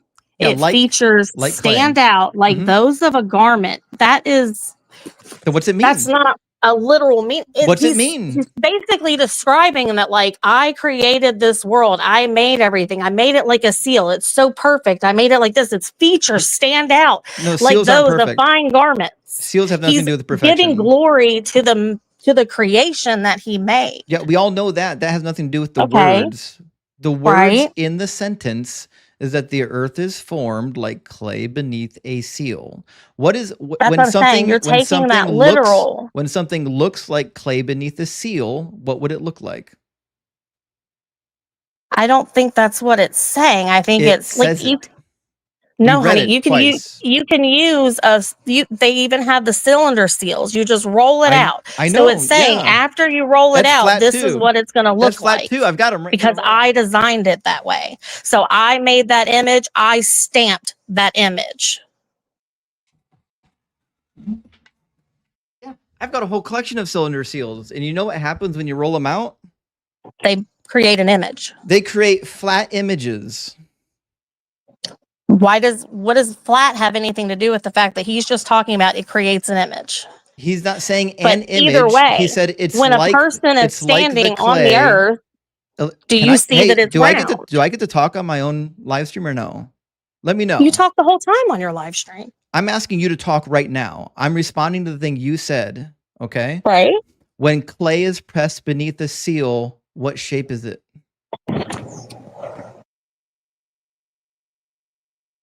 It depends on what you're putting it on. When clay is pressed beneath a cylinder seal or a ring seal, what shape is it?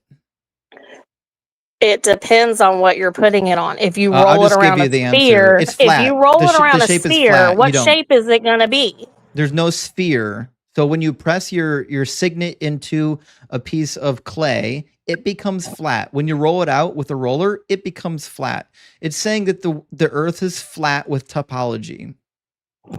No, it's saying, okay, it's saying if you have a piece of clay and you stamp something down on it, you're It's flat. imprinting and hold on, you're imprinting an image. I'm not Mhm. talking about the flat piece of clay. Just like I said, if you have a round piece of clay and you run a cylinder sill all the way around it, It that becomes clay flat. is still going to be round, but now it has an image You'd be on wrong. the surface. It'd be You flat. can say I'm wrong all you want because you're going to argue every point I make. There's not a That's how you single do this. So it doesn't example matter of what the I ancient say. world. I know, because you're just So making we can stuff move up. on from that because I have So- many other points. You're a parent, correct? You don't actually don't have any points. So No, I there's not a actually have a single lot. instance from the ancient world, not one. There's not a single archaeological instance I've ever seen, and you'll never find one either, of a sphere that has been stamped by a clay seal. I'm not saying that. What I'm saying all is I think flat. your interpretation is incorrect. I don't think they're talking you'd be about the wrong. flat piece of clay that it is being stamped upon. I think he's talking about the stamped making an impression. Yeah, flat. The image that shows up. Flat with edges. Okay, if that's what you want to say, sure. No, That's the not Bible what I says it. believe. So The- we can, again, we can the agree to Bible says disagree it. on that point because that's not how I interpret it. The Bible says it has skirts, it has edges. Where's that at? The same verse we're just reading, one verse prior.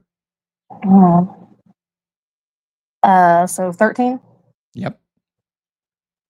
Have you ever given orders to the morning or shown the dawn its place, that it might take the earth by the edges and shake the wicked out of it? That's not what it's saying. It says edge, skirt of the earth.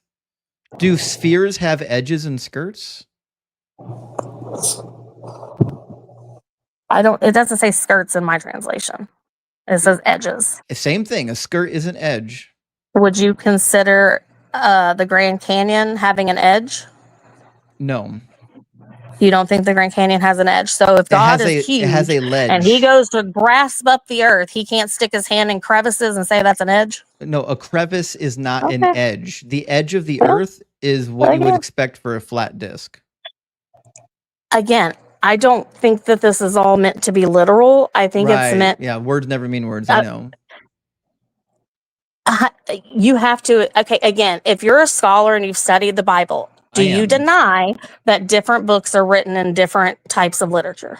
Yeah, and I deny that when you don't like something that's in the Bible, that you just call it metaphor, even though you don't know what it's a not metaphor that I don't like for. it. I just don't So agree the with your reality is interpretation you because don't like what it that's not says, the. so you have to go through and say, well, the words don't mean what words mean.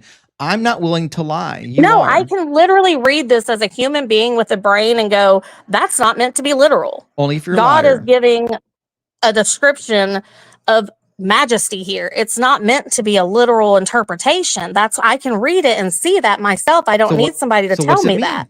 What's, And I'm not what's going to the edge of base the my earth? entire belief off one verse in the Bible. What is the edge of the earth then? I just told you what it could be. It could be the You edge of think a the edge mountain. of the It could earth be is the Grand Canyon. The It edge could of be a mountain. So God took the edge of a mountain. How would you pick up a ball? So what you're discovering How would you here pick up is a ball, a basketball? When you pick up a ball, well, you wouldn't grab how it do you by pick the it up? edge. I'm sorry? You wouldn't grab it by the edge. What would you grab? What would you call it if they there's no edge on a basketball. reinterpreted that and changed the word that would make you happy? What would you call it on the side? If he said side, would that have made a difference? Yeah, we can use the word side. That's an easy one. So how do you know that's not possibly one of the interpretations? Because there's a Hebrew word for side and it wasn't used here. The word that was used here means edge or skirt, which is why all of our English translations say edge or skirt. And the image being painted by the author is of a garment being shaken out by the edge. It's flat. So you just answered your question. He's comparing it to the garment. Yes, exactly. He's describing the earth. So it's not like literal. The earth is clearly not a garment. We'll try this again. No one's saying the earth is a garment. Pay attention. He's describing the earth, saying it is like a garment. It is like clay beneath a seal. If I said that my basketball is Hey, You listen. just proved my point. No, I didn't. Pay attention. This is how simile works. I don't know if you learned about simile when you were a kid, but that's how simile works. If I said that my basketball is like a pancake, what shape is that? If you say that again, If I said my basketball is like a pancake, what shape is my basketball? a circle, Which is what? Is it a flat? circle. Is it flat?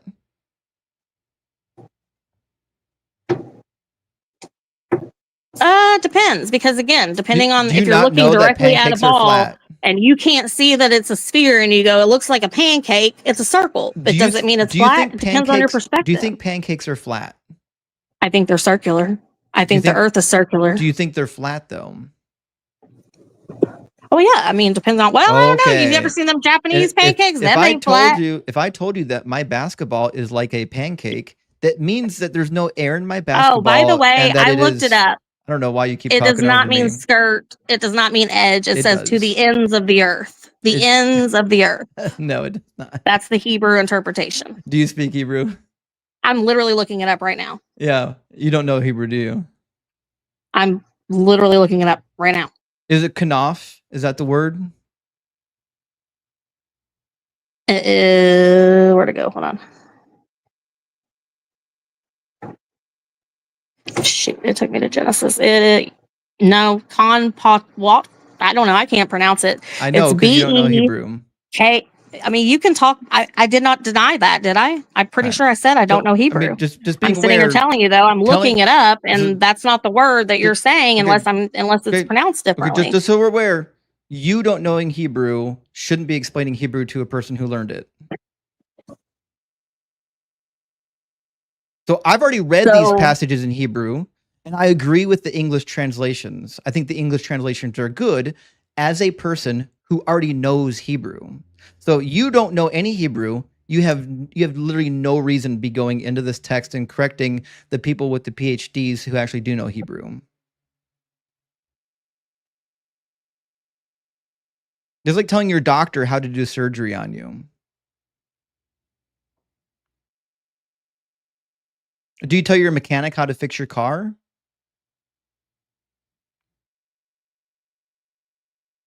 It depends. Yeah, I believe that. Again, I'm looking up the word you said, and it says wing, extremity, edge, winged border, corner, shirt. None of this would describe the earth. So we're basing the entire Bible off that word. No, all of them. All of those words in that definition describe the shape of the earth according to the Bible, which has an edge. It doesn't match. It doesn't match the corner. It doesn't match the sphere of the earth because the people who wrote the Bible didn't know the earth was a sphere. They thought it was a flat disc. What's the Hebrew word for sphere? There's not one. So wouldn't that possibly be why they didn't use a word, because they didn't have a word for sphere? But you're telling me they didn't know spheres existed? They knew spheres existed. There is no but they didn't have a word for There's it. no word in biblical Hebrew to describe the sphere of the earth. So they used a different word that was as close to it as possible. You can say it. You can say it's like a ball. You can say it's. Did they have a word for ball? There is a word for ball. Yeah. Do you know what it is? Not off the top of my head. I can find it for you if you think it's really important, but it's not in the Bible. Well, either way, like I said, I'm not basing my entire belief system off of what I believe is a metaphor or simile. I don't believe it was meant to be, oh, this is literal, this is what we meant. I believe it was.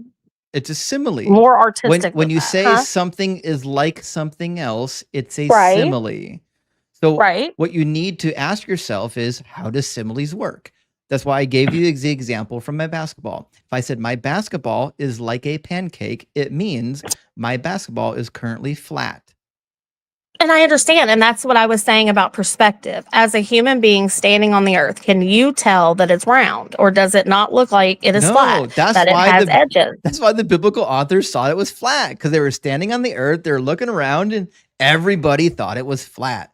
The problem is, God knows it's not flat, and if God knows that it's not flat, he should have said so. Why? Why is God obligated to tell us information like that? No, he's obligated to not lie. If God describes the earth as being flat, then in fact he's lying. When is he lying? Where does he say that the earth is flat? Where does God say the earth is flat? We literally just read it. I thought we just agreed that that was simile. No, I agree that it's a simile, and similes have meanings, just like the simile of my basketball is like a pancake. That means my basketball is Okay. flat. So my point is, as a God, you may know that the earth is round, but you're speaking to a human who does not see that. So how are you going to describe it to them other than what they know? You can tell them that it's not flat. You don't have to describe it inaccurately. You can tell them that it's shaped like a ball. Thank you, Bertram, for the galaxy, by the way. You don't have to lie just because you think the words are hard. I don't think it's a lie. I just think It is a lie. you're putting way too much stock in one word and saying, no, not he at couldn't all. possibly have meant this. It couldn't possibly be Nope. that I'm reading it this way. No, you'd be wrong. Because Well, every then I'm every wrong. verse My in whole, oh God, every verse in the Bible forgive me, depicts Lord, the I earth gotta as run being away. flat. Every single one. There's not a single Okay. verse in the Bible that would depict the earth as being anything but flat. That's why there's a dome over top of the earth that's hard like a cast metal mirror, according to Job 37. Jesus was taken up on the highest mountain and could see all the kingdoms of the earth. That only works with a flat earth.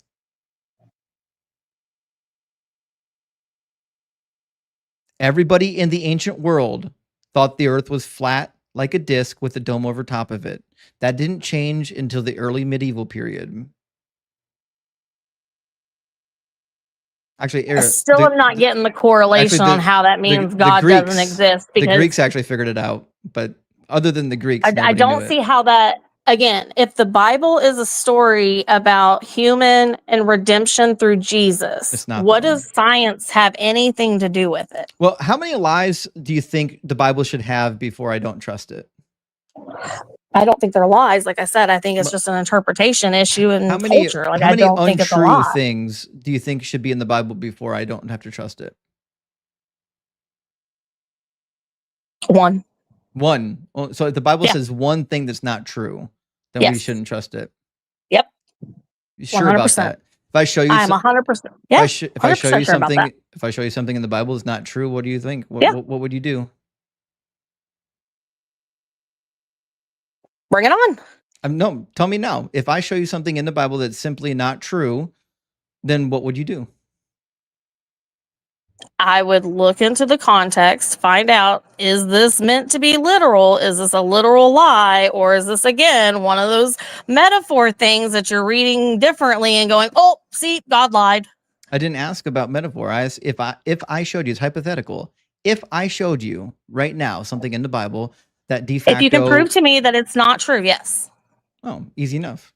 We can start Let's with do it. a statement that's not true. And then if you really want to get silly, we can go to straight up contradictions, or we can go to the historical errors too. Okay. So go, you already know where your New Testament is. We'll go to an easy book. Go to Mark chapter 1. Okay. Read Mark chapter 1, verses 1 through 3. The beginning of the good news about Jesus the Messiah, the Son of God, as it is written in Isaiah the prophet, I will send my messenger ahead of you who will prepare your way, a voice of one calling in the wilderness. Prepare the way for the Lord. Make straight paths for him. Cool. Do you have a reference Bible? No. Where do you think quote from verse 2 came from when it says, see, I'm sending my messenger ahead of you who will prepare your way? Where do you think that quote comes from? I would guess Isaiah, because that's where it said. You'd be wrong. Can you find me in Isaiah where that quote shows up? I am trying right now. Because it shows up identically in the Greek Septuagint version of Malachi, chapter 1.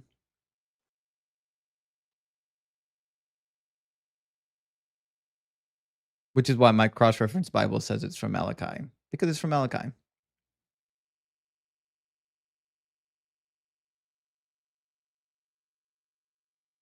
Isaiah 43.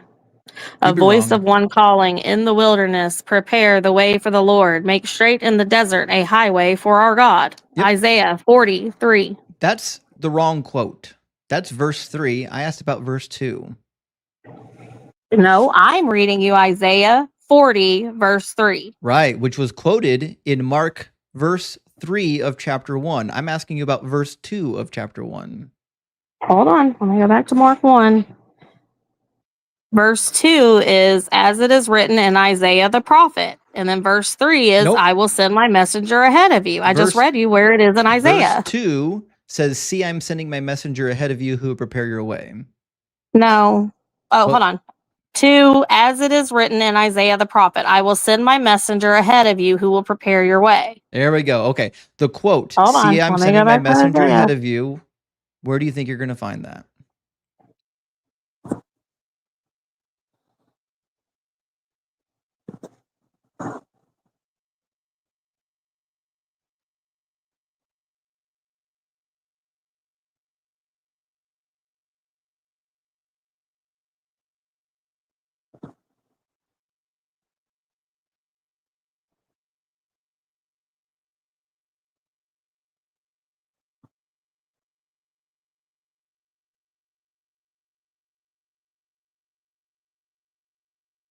That is the voice calling.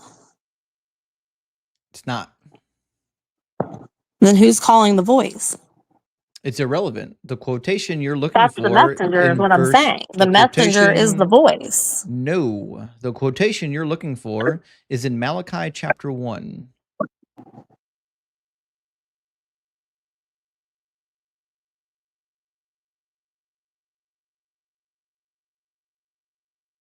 Turn to Malachi 1. Read it.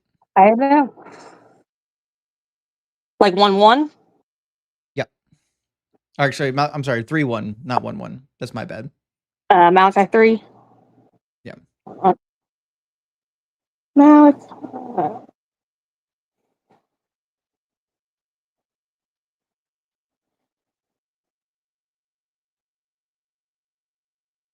You can read it out loud for the class. I'm trying. Hold on. It's the last taking me out. Last book of the Old Testament. Malachi 2. It wouldn't let me see it because there was like a box in front of it. You said Malachi 3:1? Mm-hmm. I will send my messenger who will prepare the way before me. Then suddenly the Lord you are seeking will come to his temple. The messenger of the covenant whom you desire will come, says the Almighty Lord. Yep. The sentence, see, I'm sending my messenger to prepare the way before me. That is what's being quoted in Mark chapter 1, verse 2. And if you compare it to what's in the Greek Septuagint, it reads almost word for word, which is what the New Testament quoted from. The New Testament almost always quotes from the Greek Old Testament, not the Hebrew. But it does still say it in Isaiah, so I'm not understanding why that's an issue. It doesn't say it in Isaiah. It does. It says a voice of one calling, which is the messenger in the wilderness, prepare the way for the Lord. Well, we'll try this again. There's a good chance that Malachi was written based off of Isaiah because it was written later, correct? No, we'll try this again. Okay. So the quote is attributed to Isaiah. Okay. It says in verse 2 that but Isaiah said it first, correct? Pay attention. No, Isaiah didn't say it first. Eliana, it says, see, I am sending my messenger ahead of you who will prepare your way.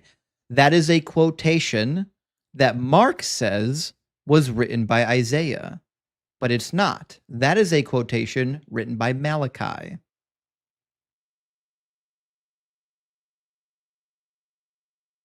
Which means he got the wrong person. But what I'm saying is Isaiah says it also. It doesn't. And Isaiah does predate Malachi. It doesn't say it. I read it to you that it does in 43. Didn't. It says a voice calling. The voice is the messenger, and it's saying, make a path for the Lord. You'd be wrong again. We're not asking. You can say I'm wrong, but I'm looking directly at it. Well, you are wrong. We're not a asking. Voice of one calling. We're not the asking. Messenger We're in not the asking wilderness, who the messenger the way is. For the Lord. The messenger's irrelevant. The question is that's what you're fighting, though. No, it's not. It's the messenger part. Pay attention. It has nothing to do with what we're talking about. Not a single thing. The question we're answering here is who said the words. Okay. Isaiah. I'm reading it to you. Isaiah in the wilderness, prepare the way for the Lord. Make straight. Stop. If you find me these words in Isaiah, I'll Venmo you $100 right now. I just told you, look it up. I'm looking directly at it. Stop talking and listen. I will Venmo you $100 as we speak if you can find these words in Isaiah. And the words are, see, I'm sending my messenger ahead of you who will prepare your way. Find those words in Isaiah.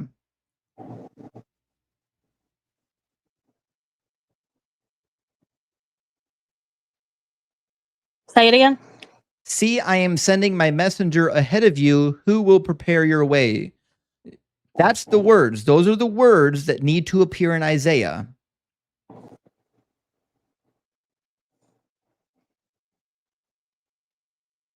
That it's talking about the messenger in Nope, Isaiah 40. wrong That's what again. I'm telling you. No You just one don't want to cares. accept it. Eliana, we're not talking about the identity of the messenger. That's fucking relevant. We're talking about who I didn't say anything about the said identity. I said a words. voice calling Eliana, is referring to a messenger. Eliana, I don't want to mute you. I don't want to mute you. So stop making me want to mute you, okay? Easy enough. I want to know who said the words. I don't care about the identity of the messenger. I want to know who said the words. Who said the words, see, I am sending my messenger ahead of you who will prepare your way? Who said those words?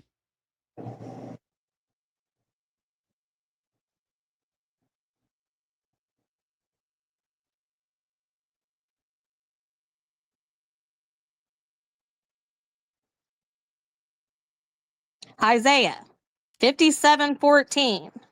That's close, but it's not it. I'm still telling you, in my interpretation, a voice calling is saying a messenger. Is it in quotations? No. That's the wrong verse. We're talking about the verse 2. Mark 1, verse 2. There's a quotation that says, seeing my messenger ahead of you who will prepare your way. It's identical to what is said in Malachi 3:1. It doesn't show up in Isaiah. That's what I'm telling you. We're disagreeing on, because I'm seeing where it says a voice called. We're That not to me asking says a about the messenger called. voice. We're not asking about that quotation. I'm not asking about verse 3. I'm asking you about verse 2. Verse 2 is a quotation from something. Where is that quote taken from? It's in both Isaiah and in Malachi. Okay, then give me the verse in Isaiah. Isaiah 40, verse 3. I've already answered this. It doesn't for say you. that. You just It don't doesn't want say to that. accept. No. I understand that it doesn't say it verbatim the way you're expecting it doesn't say it at all. Again, just because it doesn't say it the way you're expecting it doesn't say it at this all. is semantics at this It's not point. semantics. Like, It's a it direct does quote say from a voice Malachi. called. A voice is a messenger It's in the Bible. It's Every a direct time a voice quotation, Eliana. It's a direct quotation from Malachi. You just read Malachi. What's the word for messenger in Old Testament Hebrew? It's malach. Okay. What does malach usually represent? Malach What do they hear? is a messenger. What do they hear when they say, I heard the what of God? A malach is any messenger. In fact, that's why most scholars believe that Malachi isn't even the name of the author of that particular prophecy. It's a pseudonym, meaning my messenger. In Hebrew, it means my messenger. What do they usually say when they say, I heard the what of God? Listen, no one cares. The question is who made the quotation, and the quotation does not show up in Isaiah. It shows up in Malachi. What represents the voice of God in the Old Testament? Is it not the angels, the malach? No, God speaks directly, and he speaks through the angel of the Lord. None of that's relevant. But they're all considered messengers, correct? Eliana, I don't know if you're paying attention here. You're not. You're not getting what I'm putting down Eliana, here, man. We're the not talking. Is the messenger. Eliana, we're not talking. You're looking for a direct quote, and it's not there. Okay, I'm gonna mute you, Eliana. We don't care who the messenger is. No one cares. That's not the purpose of the inquiry. The only purpose is who said the words. And right before I muted you, you admitted it. The quotation, see, I'm sending my messenger ahead of you who prepare your way, it doesn't show up in Isaiah, does it? I need a yes or no for this before we're going to move on. Yes or no? Does that quotation show up in Isaiah? Directly? In quotations? No. Yeah. Okay. Does it show Not up? in quotations. Does it show up somewhere else? Yes. Where did Malachi get it? Okay. There we go. So Malachi has the quotation. Isaiah doesn't. Where did he get it? Why is it in quotations in Malachi? He got it from God. Mark screwed up. No, he is quoting Isaiah. He's not quoting Isaiah because Isaiah doesn't say it. He did, though. You just don't like He the way did- it was he- said. he That's did what not. we're arguing about for no No, reason. He did. He Malachi said a voice Malachi calling, that is the did not messenger quote Isaiah making the because way. Isaiah didn't say it. The voice is referring to the messenger. So Isaiah did Malachi say it. You did just not don't like how it quote. was said. We'll try this again. So verse 3, okay, is almost word for word copied from Isaiah. Verse 2 is almost word for word copied from Malachi. The problem you have here is you have a composite quote. The author of Mark thinks it came from the same person. It doesn't. The first part of the quote comes from Malachi. The second part of the quote comes from Isaiah. What about it makes it incorrect? Because it didn't come from Isaiah. But part of it did. It did not. We already admitted that. We've already read that. You can't deny that. Verse Isaiah 3 did say it. does. Verse 3 comes from Isaiah. Okay. Verse 2 So comes how from is it Malachi. incorrect? Because Malachi again, said it, not Isaiah. But we're debating on that first part where it says a voice called. That to me is the messenger. No, we're you not. just don't like that it's Eliana, not the same that's word. not the debate. We are not debating who the voice is. That has nothing to do with what's happening right now. Only thing we're answering right now is who. Are you not understanding what I'm saying? Like, I don't know how to break this down in English any better, sir. Eliana, you're not understanding what I am saying. The messenger. It was written a different way. Okay, we'll try this again. We don't give a flying fuck who the voice is. The only thing we care about here is who said the words. That's what we want to know. Who said the words, okay? The words in verse 2 were spoken by Malachi. You already admitted it. The words in verse 3 were spoken by Isaiah. Those are two different authors. You have no reason whatsoever to believe that Malachi was quoting Isaiah, because if he was quoting Isaiah, we could find those words in Isaiah, and we don't find those words in Isaiah. You don't want to look at it. Isaiah 40:30. I know you were talking the whole time. Isaiah 40:30. That's where he got it from. You don't want to admit to it. So what's your next incorrect thing in the Bible? Because we're just going to go in circles on this. Okay, so I crushed you on that. I'll find something even easier for you. Yeah. I'll find something easier for your lying face. All this requires is for you to know numbers. Do you know how numbers work?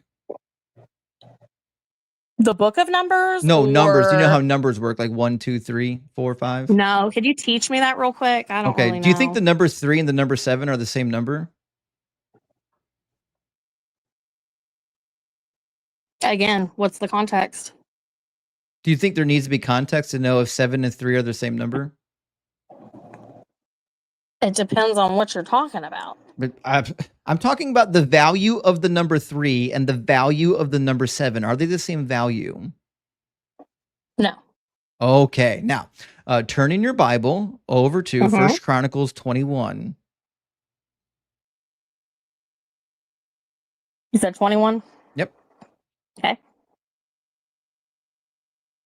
We're going to go to verse 11. So Gad went to David and said to him, "This is what the Lord says. Take your choice." Am I keep going? Yep. Read verse 12 3 years of famine, 3 months of being swept away before your enemies with the swords overtaking you, or 3 days of the sword of the Lord, days of plague in the land, and the angel of the Lord ravaging every part of Israel. Now then, decide, how should I answer the one who sent me? Okay, so we have a fantastic story where David is going to be punished and his people are going to be punished because he took the census. Now, this story is told again in Samuel. It's told in Samuel and it's told in Chronicles. So we're going to read the parallel to this from Samuel. That's going to be in 2 Samuel 24. Hold on 1 second. Here it is. Oh, sorry. Okay. And you can start in verse Which 12. one is it? Where are we going? 2 Samuel 24:12. 2 Samuel. You said 24:12? Mm-hmm.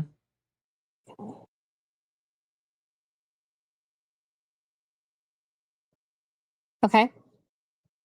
Go ahead and read 12 and 13.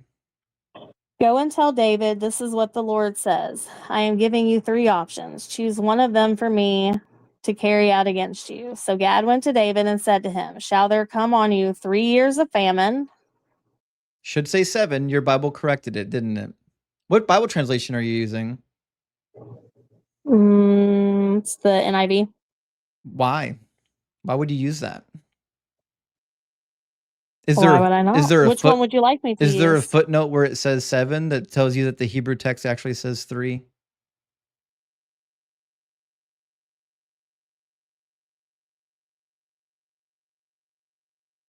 I bet there is.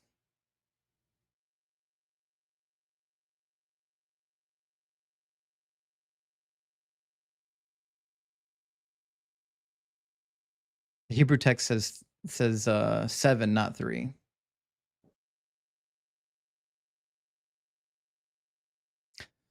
I got the NIV open now. Let me see what it says. Do you know which one it came out of? Yeah, so in the NIV, if you In go the to Septuagint? Oh no, the Septuagint, if you, depending on which recension you're in, there is a version of the Septuagint that says 3, not 7. What were we just in? 1 Samuel or 2 Samuel what? 2 Samuel 24. And the NIV says 3 years of famine. The Hebrew text doesn't. The Hebrew text doesn't say that. Which is why there's a footnote.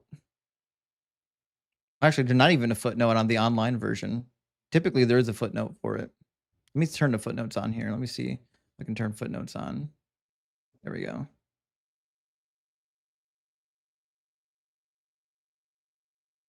Yeah. It says in the Hebrew, 7. Also, it doesn't, I don't think even in all of the Septuagint versions, it says 3.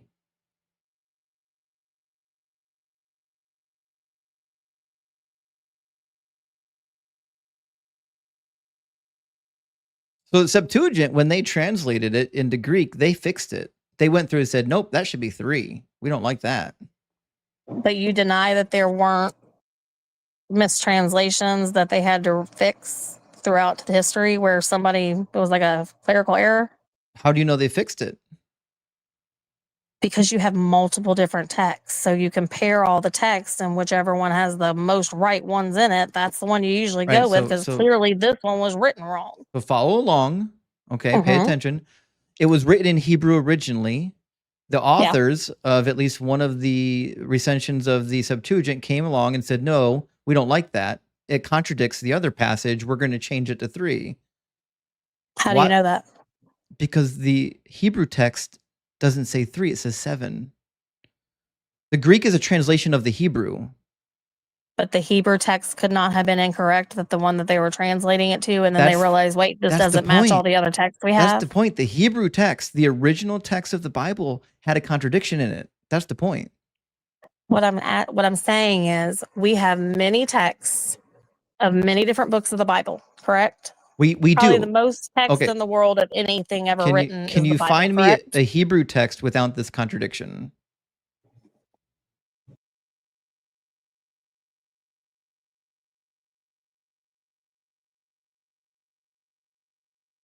The Bible was written in Hebrew, not in Greek.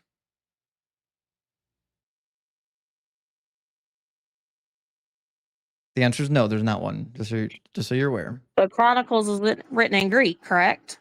No, they're both written in Hebrew. And what does writing it in Greek have to do with anything? The Greek is a translation of the Hebrew. When they translated it into Greek, they said, we don't like this contradiction. We're going to change it. That's why I read from the Hebrew Old Testament, because that's what it was originally written in. The same reason, like when we read from the English translation, you want to go back to the original language. You want to go back to what it was written in. That's what I'm doing. I'm saying the Old Testament was written in Hebrew. That's the language I'm appealing to. I'm not appealing to someone who came along later and tried to fix a contradiction. I'm not saying anybody was trying to fix a contradiction. I'm saying it was a fix of a scribal error. It could have been that. Or there's another interpretation where there was already famine going on that had already lasted for 4 years. And so they're adding 3 more. Oh, no, that's certainly not true. Because if you just read 2 Samuel chapter 21, the famine ended. So after they put to death 7 of Saul's sons to avenge the Gibeonites, God ends the famine. It's like it down in like verse 14 or something. I forget where it's at. So no, it's not the extension of a famine. It's just a contradiction.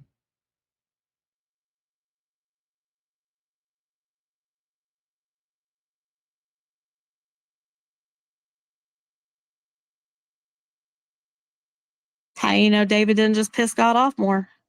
It's the same story. I know. How you know he didn't change his mind?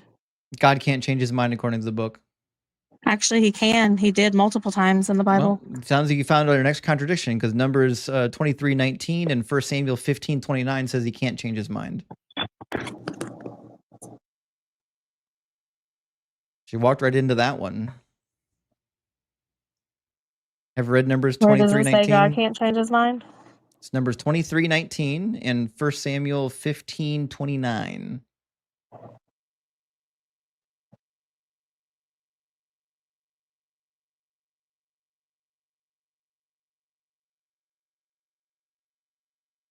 I'm sorry, which one? Numbers 23:19 Oh, crap. I was in 24. That's why.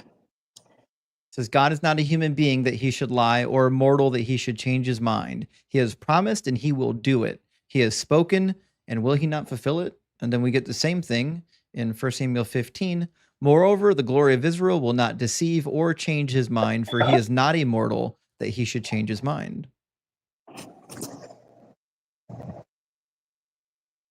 You know God changes his mind. You've read Exodus 32, haven't you?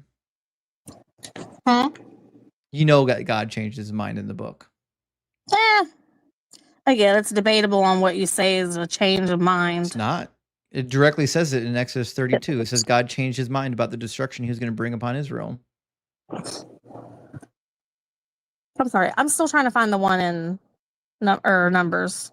Yep, Numbers 23 what? 23:19. 3:19.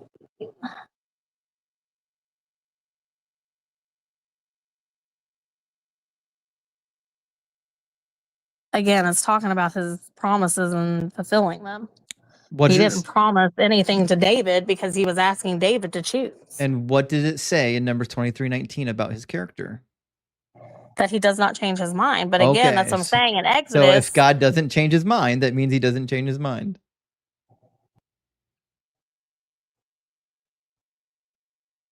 Right. I'm not denying that. Also, you don't have to send me $100. Kyle Boyd just sent me $100, says I won already. Thanks, Kyle. I appreciate that. Trust me, we know Christians aren't going to admit to the truth. Big W, Kyle. Okay, and 1 Samuel 15:29 says the same thing. It says, he will not deceive or change his mind, for he is not a mortal that he should change his mind. Once God promises something, he has not changed his mind. The thing he changed his mind about in Exodus was basically, I'm going to kill all these people. And Moses was like, well, don't. And then I was like, all right, I won't. Yeah, he changed his mind. He said, move aside, like, I will wipe them out. And then it literally says that God changed his mind. You don't believe that was a test? No, that God never intended to actually do it. The text says he changed his mind. You want to read it? I think it's verse 14. But do you believe that God had actually made up his mind in that moment, or was that a test for Moses to see if Moses would stand up for his people? I think neither, and I'll tell you why. Because in your worldview, you think God is all-knowing, right? Yeah. Okay. Now, if God is all-knowing, that means he literally can't change his mind. And if that's the case, that means he lied. Now, what we find in Exodus 32:14 is a statement that says, and the Lord changed his mind about the disaster that he planned to bring on his people. If he was just testing them, then he wouldn't have changed his mind.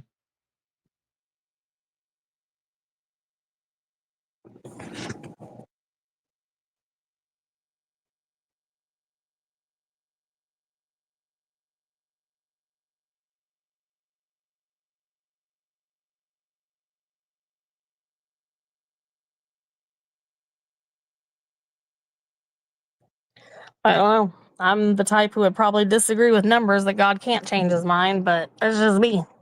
I trust me, I agree. I think the statement saying that God can't change his mind or doesn't change his mind, I think they're false, because the God of the Bible does change his mind, which means yet again we found a contradiction within the Bible. There's a bunch of them.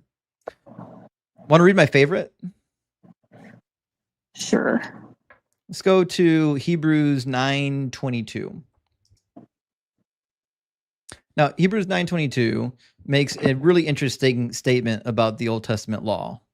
It says that indeed under the law almost everything is purified with blood, and without the shedding of blood there is no forgiveness of sins. Do you agree with that statement? Sorry, say that one more time. Right. The author of Hebrews says that without the shedding of blood there is no forgiveness of sins. That's what you're asking if I believe is true? Yeah. According to God, yes.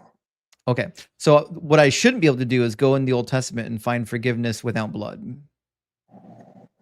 You said what you should not be able to do? Right. Yes. Okay. Have you read Leviticus? No.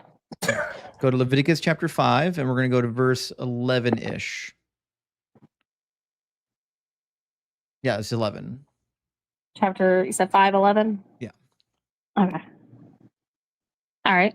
There's a sin offering described here that says, if you cannot afford 2 turtle doves or 2 pigeons, you shall bring as your offering for the sin that you have committed 1/10 of an ephah of choice flour for a purification offering, so on and so forth. And then you make the purification offering. So all you need is 1/10 of an ephah of choice flour in some situations. And where did it say you have to have the blood?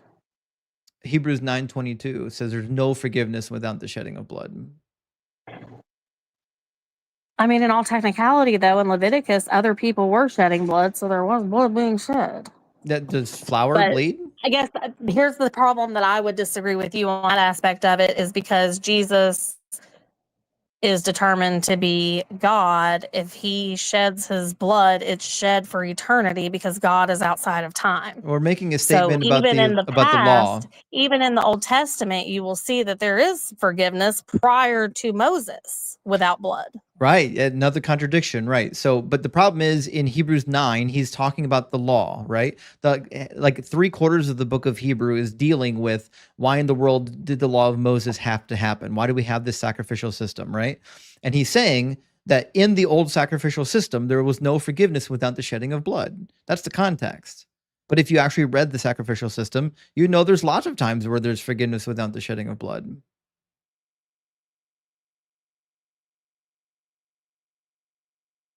Like what we just read.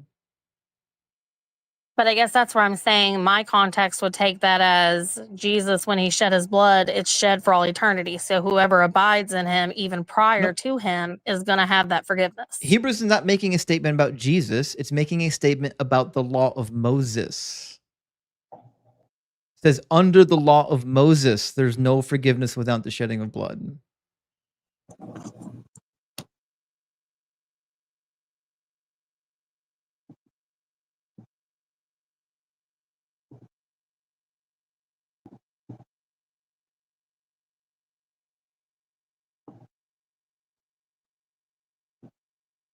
All right, I'm going to show you one more passage, and then I'm going to move on to the next guest. We have people waiting for a while.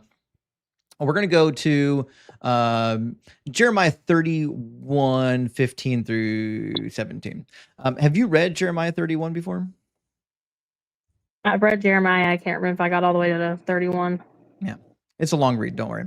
Okay, in Jeremiah, the main context is that the Israelites are being sent into Babylon as punishment for their sins. In fact, God even says in Jeremiah that he's going to punish you doubly in Babylon for your sins. But anyways, it says in chapter 25 that the Israelites are going to be there for 70 years, and then they're going to come back. They're going to come back from the land of the enemy. We find something very similar to this in chapter 31, verse 15, 16. Is this where the amount of people are different? No. Okay, go ahead. Okay. Verse 15 says, thus saith the Lord, a voice is heard in Ramah, lamentation and bitter weeping. Rachel is weeping for her children. She refused to be comforted for her children because they are no more. Thus saith the Lord, Keep your voice from weeping and your eyes from tears, for there is a reward for your work, says the Lord. They shall come back from the land of the enemy. There is hope for your future, says the Lord. Your children shall come back to their own country. Now, given what you know about the book of Jeremiah, when it was written, why it was written, what would be a plain text understanding of what was just read?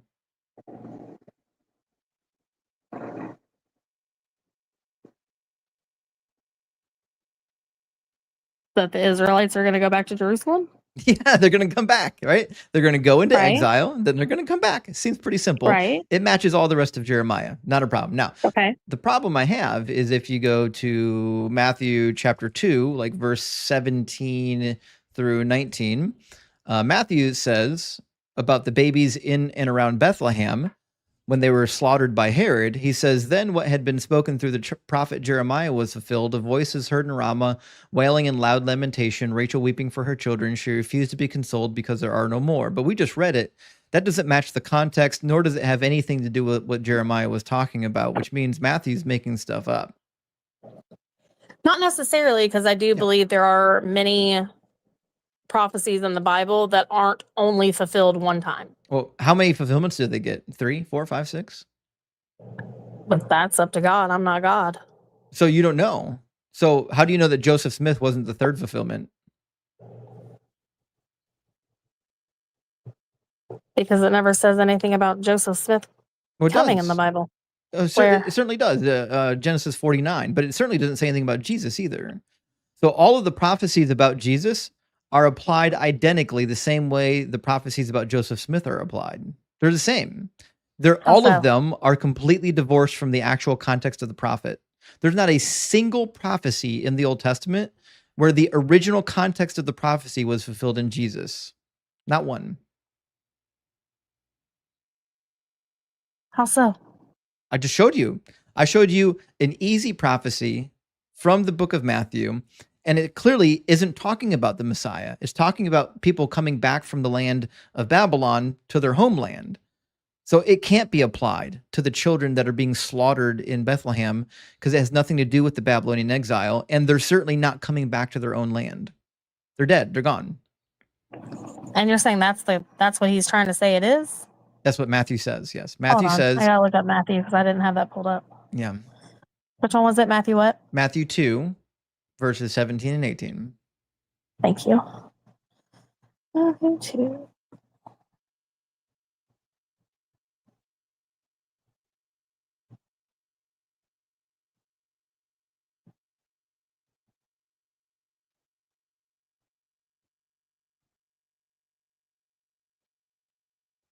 Also, while you're finding it, you know how we're not talking over each other right now?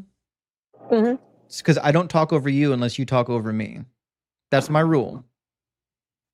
So if you ever come back, just know I won't talk over you. But if you talk over me, I'll definitely talk over you.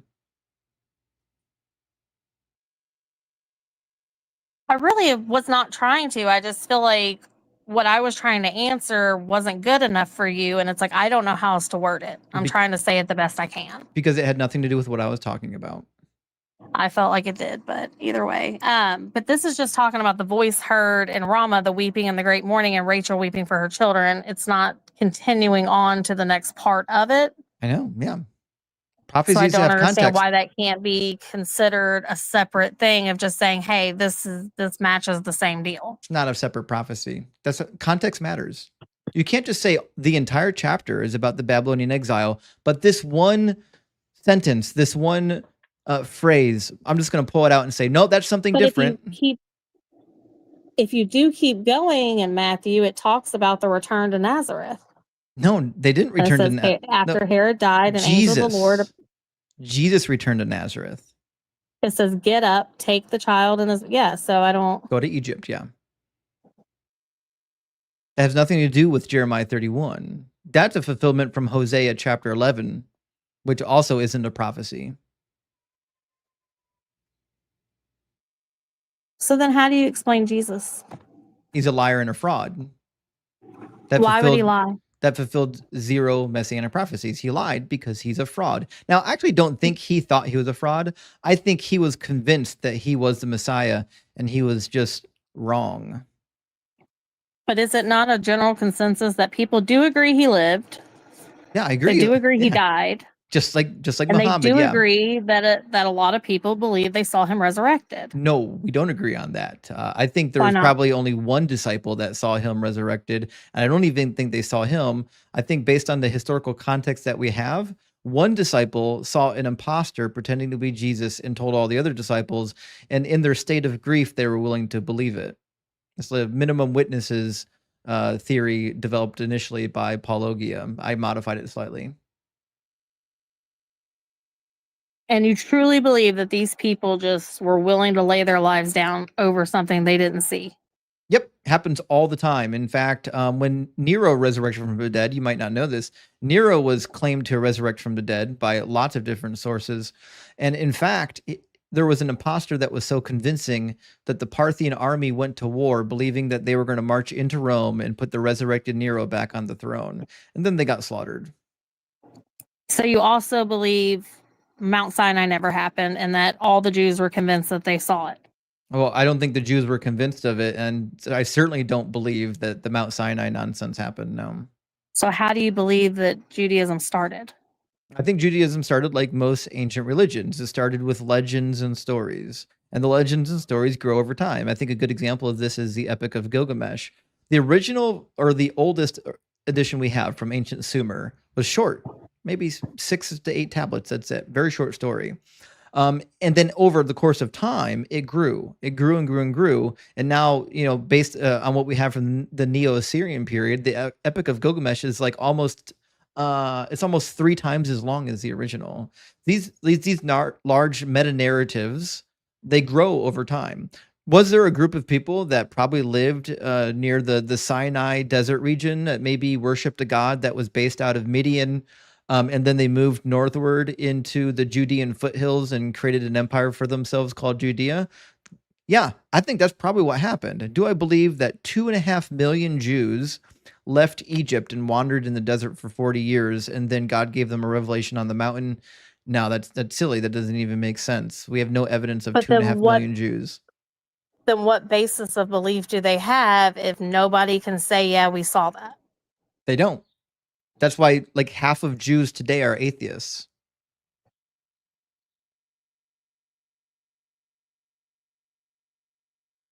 I'm saying, how would it have started? How could you get a religion up and running on a lie? The same way Muhammad did. I know, but Muhammad was the only one who said he saw anything. So what? There was many witnesses with the Jews who saw it. No, there are thousands of people that claim to have seen Muhammad split the moon in two. You don't think he split the moon in two, do you? Where is that? It's in the Hadiths. Who said that they saw it? Thousands of people. There are accounts by Tacitus and Suetonius claiming that Emperor Vespasian healed a person of a lame leg and blindness. Do you think Emperor Vespasian healed a person in front of a multitude of witnesses? If there were witnesses, why would I deny it? See, that's my point, though. Like these types of claims, like these miraculous claims, they exist all over the ancient world. They're abundant in every religion, and the reason why they exist is because they're untestable, they're unfalsifiable. They exist in the past. The problem for me, though, is what's the motive? What's the motive? Because when you look back at the culture in which Judaism arose from, everything that the Jews were doing was completely opposite. That's why it was considered quote unquote holy. It's set apart. You are to be set apart from these people. What would be the purpose if it goes against all of human nature to be prideful, to store up wealth, to take I don't understand the motive, I guess, because you kind of act like it's to keep people in line, but not really, because that's not what they were all about at that point. I didn't say any of that. So the reason why you have like these ancient narratives for ancient Israel is because that's what everyone else in the ancient world was doing. So all the other people in the ancient world were giving animal sacrifices and grain sacrifices. Everybody else in the ancient world were doing all the same thing that Israel was doing. Almost no difference. That's not true. They were sacrificing babies. No, that's not true. They were raping the women. They were raping the men. That's not true. How is it not true? But they have evidence of this. No, there's not. How is this not true? There's no evidence of it. These are claims made by the Bible to villainize people that they want to slaughter. These are not things that happened in history.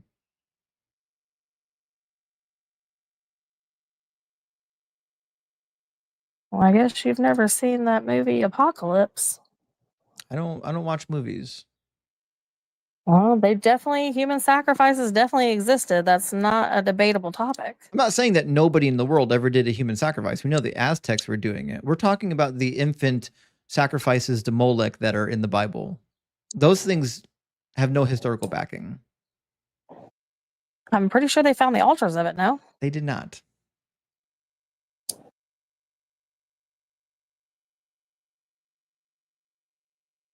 So basically, you're just saying everybody's been good from the beginning and they created the religion for what then?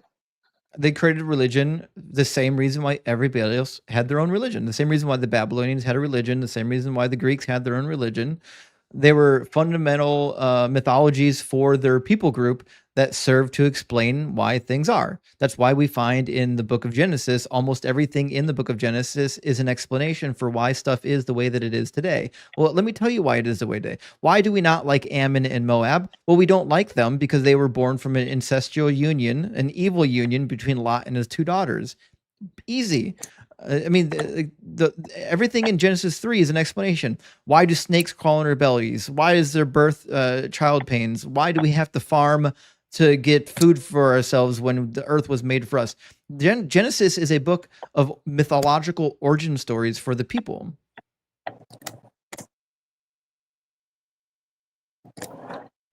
I hate to say it, dude, but it makes more sense than everything else I've ever heard. And no offense, but when it comes down to it, because I'll let you get on to other people, the Bible could be 100% wrong. God cannot exist. But ultimately, the teachings of Jesus do help people. They help them be better people. They help us treat each other better. If all humans were to help each other and be a community again, say you lost your job tomorrow, and I'm like, hey, I'll feed you, man. I don't care.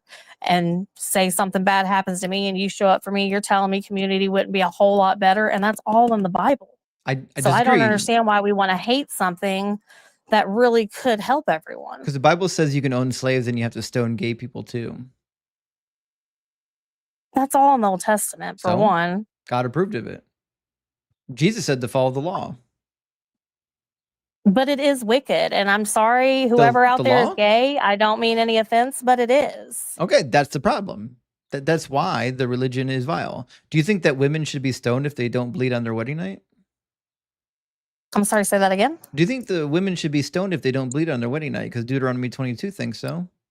If they don't bleed on their wedding night? Yeah. Why would you want your wife to bleed on her wedding night? It's a sign that she's a virgin. But how could that possibly time up to her wedding night? Because that's the first time you do the thing. Ancient Hebrews had sex at the wedding. I get what you mean. I thought you were talking about a menstrual cycle. I'm sorry. I'm so confused. No. My bad. I get what you mean now. Yep. I thought you were talking about her cycle, and I was like, well, what does that have to do with it? I mean, if it's a lie, it's a lie. Do you think it's justified to be stoned if you don't bleed? Why would you lie about it? I'm not asking whether or not she lied. I said, do you think it's justified to stone a girl if she doesn't bleed?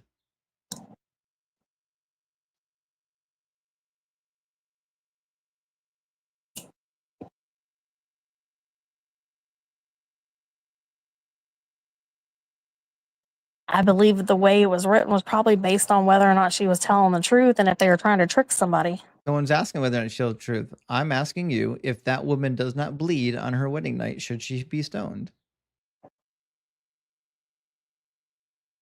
If she lied, possibly. If not, probably not. Are you aware that only about 43% of women bleed their first time?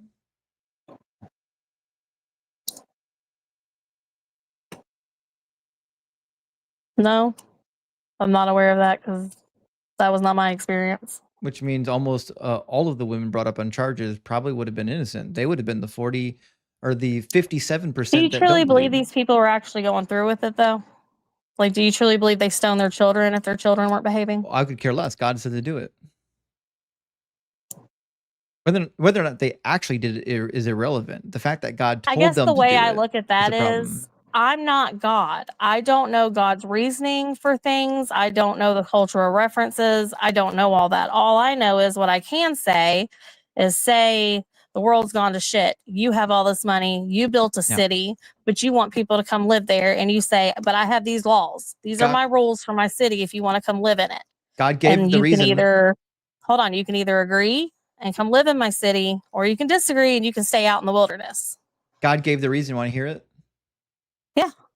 Verse 21, it says, "They shall bring the young woman out to the entrance of her father's house, and the men of her town shall stone her to unalivement because she committed a disgraceful act in Israel by prostituting herself in her father's house. So you shall purge the evil from your midst."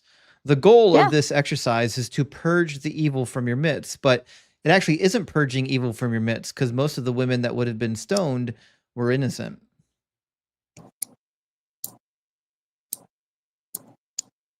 Not necessarily. Yeah. But again, you're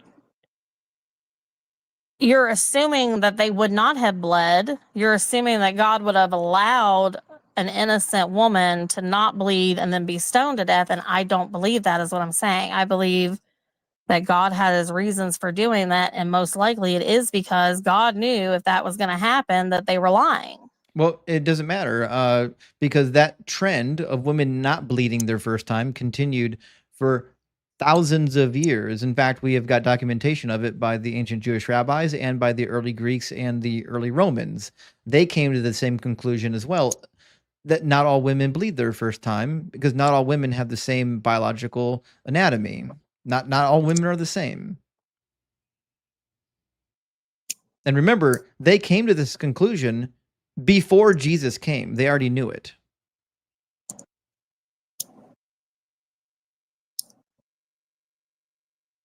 If you were honest, Eliana, right now you would say, that's kind of disgusting. I need to go think about that.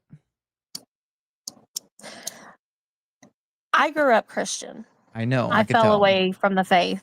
No, let me finish. Sorry. I fell away from the faith for like 20 years. I was on heroin for 10 years. Jesus was the only thing that saved me. So, is there things in the Bible that is hard for me to understand and hard for me to accept in my day and age and what I know now? Yes, there is.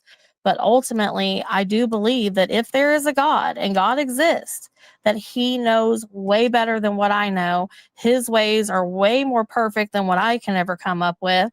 And that I can't sit here and question, well, what about this? Well, what about that? Well, why do you do this? Well, why do you do that? I know ultimately he has a purpose for everything he has done, every law that was written. It was all to prove something. It was all to show something. It was all to lead to Jesus. And I do believe Jesus came and died to save us. I don't see any other reason why a human would come here and say, yeah, I'm the Messiah and I'm going to be tortured to death. For what? I don't see any motive that makes sense in my little tiny human brain because he thought to wrap my he head needed around why to. people would have done that and what motive would have been behind it. Because he didn't gain riches. But he didn't gain power. Thought he needed to. He thought he would be resurrected and would do whatever it is he thought he was going to do. The same reason why David Koresh willingly went to his death at Waco.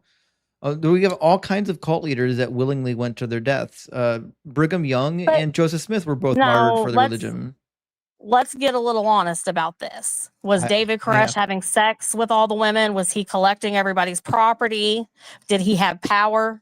Well, he had power and he did have many wives, but he didn't steal anyone's property. But you're actually missing the point. Because everybody, same with Jim Jones. He had the opportunity to save his life and he chose not to. Same with Jim Jones. Everybody had to turn their property over to them. Well, Jim Jones is a different person. Nothing. Huh? Jim Jones is a different person. We're talking about David I know. Koresh. I'm saying it's the same. It's the same deal when you have cult leaders like that. I know. It doesn't matter what they believe. Ultimately, when you break it down, you know why they did what they did. They did it because they got women. They did it because they got money. They did it because they got power. No, that's not always the case. That's all they needed. That's certainly not always the case. There's all kinds of cult leaders in the East that don't have money, power, or women. Like if you follow the Who? Eastern religions, there's all kinds of faith healers that basically live in the streets. Think of like even people like I would use the people like Gandhi. Like Gandhi is not necessarily a cult leader, but there's lots of people in different religions that forsake all worldly riches and carnal relations. Just the fact that Jesus did something similar to that doesn't make him right. Like the fact all you need is what's in the Bible. The Bible's just not true. He didn't fulfill any prophecies, not even one. He's a liar. He's a fraud. But people would debate you on that and say he fulfilled numerous, like hundreds of prophecies. And they'll fail. They'll fail. I've been running the argument that Jesus fulfilled 0 prophecies for 2 years now. Not a Have you single. ever debated somebody who knows as much about the Bible as you? Yeah, I've debated pastors and bishops, and they all fail. Do you have videos on it? There's probably pastors, but not bishops. The last bishop I talked to was before I was streaming to YouTube, but there's definitely some pastors in my YouTube queue or in my YouTube backlog. I mean, like, would you have like Wes Huff on there? Anytime you bring, I will literally debate the Pope. You bring him on here. I'm honestly just curious because, like I said, for me, it is more of a feeling. I do believe a lot of what they've said. Now you have me questioning it. Like, I need to go look into it. But ultimately, what's the other option? Just think that all of this is pointless. Well, and what's the point of living anyways then? Because it's all for crap anyways. Eliana, I think the point is That's just depressing. you need to believe in yourself. So I know a lot about drug addiction. I've got a lot of it in my family as well. And I've seen what it does to both the people that use and to the family. And so I can tell you that getting off of heroin is hard. Like you did something that's nearly impossible. And you should congratulate yourself for doing it because most people can't do it. That being said, the reason why NA and AA work is because of a placebo effect. The same reason why you believing in Jesus can get you through your heroin addiction, that works for every religion. There are people in Buddhism, there are people in Hindu faith, there are people in Islam. Hold on. There are people in the Islamic faith, and they all claim that they were able to overcome addictions with those gods, right? And the reason why it works across all faiths is because it's a placebo effect, not because all of those gods exist. I did AA. I did. Mhm. It did not work. It worked for a few months. It's not one size fits all. That's what I'm saying. I don't know. Again, what's the other alternative? This There- is all for nothing. What's all for nothing? Life. Why wake up and pay your bills? Why wake up and deal with people being rude and mean and hateful? Why watch wars? Why watch people suffer? What's the point then? Why don't we all just kill ourselves? I mean, why Because bother? if you're watching a Whoa. movie, Benny, I'm sorry, she can't hear you because she's on YouTube. Oh yeah, But I just wanted to say whoa. oh, sorry, Eliana, if you're watching a movie, you know the movie is going to end. Are you gonna be like, well, fuck it, I'm not gonna finish the movie? That depends on the movie. Well, I mean, listen, if it's a dog shit movie, yeah, I get you. But I mean, if you're enjoying the movie and you know it's going to end, you're not gonna be like, well, But I'm just that's- gonna stop watching now because I know it's gonna be over. I guess that's what I'm saying. What is there else to enjoy then? But that's what I'm saying. Like, what we are enjoying is where we are now. Like, for example, there's some wisdom in the Bible. If you read the book of Ecclesiastes, he goes through this whole narrative of like everything comes to an end. The author of Ecclesiastes did not believe in an afterlife. That's abundantly clear if you read the book. And he has to answer the same question as you do. In fact, the Epic of Gilgamesh was written to answer the same question. We've been having existential crisis in literature for all of human history. And both in Gilgamesh and in the book of Ecclesiastes, the author comes to a very poignant conclusion. Yes, it's all going to come to an end, but we can enjoy what we have now. We can make our life great. We can make others' lives great, even though it's going to end. It's okay. I guess the only other point I would make is I do look at God as a parent, and you have a son, correct? Mhm. Okay. So when your son wants all kinds of things that you know are bad for him, are you going to give it to him? Not if it's bad for him. Okay, if he does do something bad, are you going to let it go, or is there going to be a punishment possibly? No, Some sort of consequence for this is what you did, you knew you shouldn't have. He'll get corrected because his brain's not developed yet. Same with us, man. That's what I'm saying. If God created all of us, he's above all of us. He knows better. But that I don't think that has anything to do with We're what just we're a bunch saying. of children. Huh? I don't think that has anything to do with what I'm saying. Like, whether or not you think God is a good father is irrelevant to whether or not God actually exists. Like, even if you I'm believe saying in, when you look at things in the Bible and it looks like, oh my God, I can't see why he would do that. To me, that's where I come back to I'm not God. I don't have his ultimate understanding of how life is going to play out. And even if it looks horrendous to me, there's a good reason. Like, I think I heard you talking about natural disasters. Mhm. It's nature, like Well- hurricanes do rearrange things that end up causing growth later. Volcanoes create growth. do they destroy human life? Why would you live near it? You know what I'm saying? Not That's our everyone- choice. not It's everyone like, has a it's like choice. I don't- saying, the- hey, the- I'm going to take you to the Grand Canyon. Don't jump off the cliff. You'll die. Somebody No. jumps off the cliff and then goes, man, you let me jump off the cliff. Man, I told you not to. There's literally nowhere on earth you can live where you're not going to be in danger of some kind of natural disaster. I live in But that's the just life, most boring place in the USA. There's no volcanoes here. There's no flash floods. We don't get hurricanes here, but we get tornadoes Are here. you in Ohio too? I mean, listen, it's the heart of it all, okay?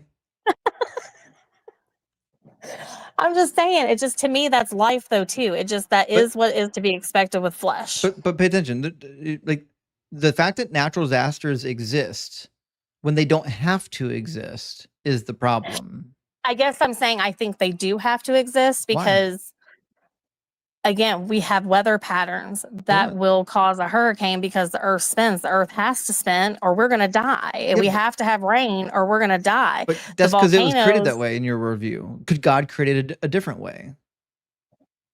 Say that again. Could God have created it a different way? I don't know. I really don't. Again, I'm not God. I don't know. Well, that's the thing. The way I look at the earth don't get carried away. We're almost to a point here, okay? If God couldn't have done it any other way, then he's just not all powerful. You have to abandon the idea of an all powerful God at that point. But I disagree on that point because it says in the Bible that he did create the world perfectly. And like I said, I don't believe any of the natural disasters existed at that point. I believe when man fell, the earth was cursed and that we are living in that curse still. And the curse was a result of who gave the curse? God. Okay. Did God have, as a parent, did that God was the punishment. Hold on. Did God have to curse the planet so that it would have natural disasters, or did he choose to do it? I think it's a result of our actions. Again, like Try again. I said, I didn't think hold on. when he first Hold on. You're getting carried away. You didn't answer the question yet. I said, did God have to set those specific consequences, or could he have used any other consequences? It's just a yes or no. Did he have to use those specific consequences? Again, I don't think that those were specific consequences. I think they were consequences of everything else that happened. Like I said, I didn't believe rain happened until the flood came. Does God have control over the consequences? Curse. Say that again. Does God have control over the consequences he sets? Yes. Okay. If God has control over the consequences that he sets, that means he doesn't have to set those consequences. He could set other consequences. Right. I agree. Okay. I 100% agree with what you're saying. So what that means I'm is that saying, but we're making that determination as humans who live maybe 100 years if we're lucky. It's just a logical deduction, okay? So if God didn't have to set consequences that included the natural disasters, that means the natural disasters are unnecessary. It's just a decision that he made. You follow? I get what you're saying, but I think, like I said, in my mind, I just think it's just the way. I think we're trying to take away what humans possibly have contributed to it and saying it was all God. And I don't believe that. Like erosion would not be as severe today if we weren't pulling trees up and building houses. That's not what I'm talking about. I didn't say anything about that. I'm saying I believe a lot of the natural disasters are also a consequence of our actions no and the one's way we asking are that. with our earth. No one's asking if we're making them worse. That's not a question that we're asking right now. We don't need an answer for that. The only question we're asking right now is who caused the natural disasters. And as far as I can tell, it's a consequence that God set. Like if my son went to school and punched another little boy in the nose, I could bring him home. I could discipline him in any way I want to. I could choose to ground him to his room. I could put him in the corner. I could have him go over to the boy's house and apologize to the boy and the family, or I could just punch him in the nose myself. Right? Right. Okay. So if I choose to punch my son in the nose because he punched another kid in the nose, that's not a good consequence, is it? Not the first time, probably not. But after a few times, I would not blame you for doing that because he didn't learn his lesson the first 5 times. He's 6. Do you think 6-year-olds should be punched in the nose? If he continues to punch kids in the nose, I mean, do what you got to do to get him to stop. Do you think 6-year-olds should be punched in the nose by grown adults? Keep in mind, there's Maybe only not one right punch. answer.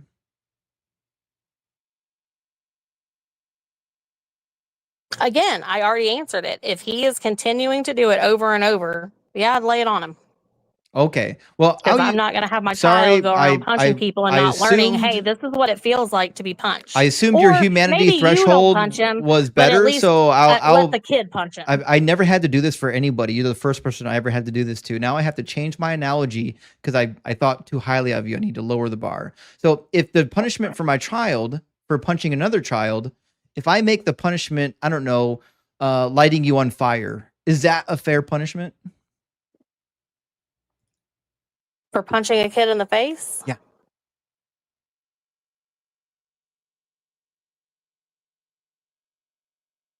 I mean, I would not like to be set on fire, obviously, but he punched a kid. But he punched a kid. I have to light him on fire.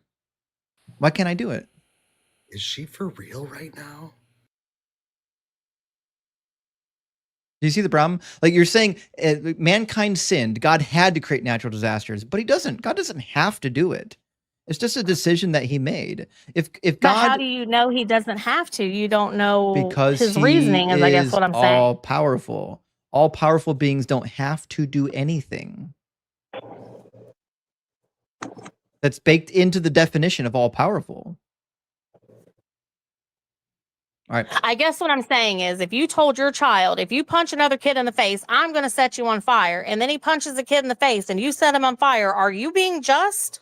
No. If that's what you, if that's what you prior, if that's what you told Eliana, him, I think at this point this is the end of the road for us. I mean, I can't talk to somebody that's advocating for lighting children on fire. I'm not. I'm saying if you told him ahead of time. I guess I'm not surprised since it's baked into your religion. Lighting people on fire is literally baked into your religion. But I can't tolerate this anymore. That's something that we don't do around here. We don't advocate for child abuse. So we'll leave that up to the Catholic priests. Welcome in, Benny. Oh my goodness. Woo. That was something. The homophobia, the abuse, oh gosh, I don't even know. But hey, I wanted to give you something, buddy. It's like maximum Stockholm syndrome. Oh, thank you so much. Here you go. Here you go. Because you actually got this like half an hour ago when she conceded that God might not exist. I thought for a half a second she was going to be honest, and then she went right back into apologetics. Yeah, that was wild. That was wild. Hey, but Eliana, I don't know if that's a play on El Elyon, but that'd be funny and ironic if it were. Yeah. You know what? If you do deconstruct, we have a Discord. And that's why I came up, because we are only 44 people away from 4,000 members. So yeah, I just wanted to come up, promote the Discord real quick, say hi to my buddy Justin, and say hi to everybody. Hey everybody. It's great to see your face, Benny. You're welcome to stay up here. I'm gonna read a couple super chats and then get right into our next guest. And then my stream ends at 5 today, so I only have time for one more guest. But you're welcome to stay up here and talk to the guest with me. Sure. All right, let me grab a couple super chats. Straightforward says, I consider myself open-minded when it comes to different spiritual ideas. This guy lost me completely. 2 out there. Best wishes from Norway. Hey, thank you so much for best wishes from Norway. And you're right. The guy that was talking about astrology, that guy was crazy, out of his mind. He's getting clipped. He has no idea, but he's getting clipped. And Michael, thank you for the super chat. Says this man is coming up with random childish theories, expecting people to take it serious. That's a good description. These are the kinds of things that children dream up. Yes. If you read that in a children's book, I'd say that's an adorable child's book. But when you turn it into a religion, things get out of hand. Oblongata, thank you for the 5 gifted subs on TikTok. Big W, friend. And Tower of Philosophobabble says, I have had farts more coherent than Dirk. That's savage. Zakul says, Dirk making a case for Judaism, like praise I am. Actually, that's about right. And Ehud, thank you for gifting out 5 DZ debate memberships. I really appreciate that, friend. Oh my gosh. Sorry that last conversation went so long, guys. I apologize for that. I'm looking through the super chats now to see how many came in during that discussion, because long discussions end up in a flood of super chats. And so I apologize. A lot of these super chats are still back from when Dirk was on stage. Gio says, nature has predicted that I'll be making another super chat in a week or two. Curious what your experience being full-time has been like so far. How different are your days now? If too personal, ignore. No, it's a fair question, GL. Thank you for supporting with the 3333. I appreciate that. It's been really good. I've actually started responding to a lot more emails and Discord messages because I have time for it now. I think I spent like 10 hours this week doing that. I've also started lining up interviews with people so that we can want to do some series on interviewing people who left toxic cults. So I want to share those stories.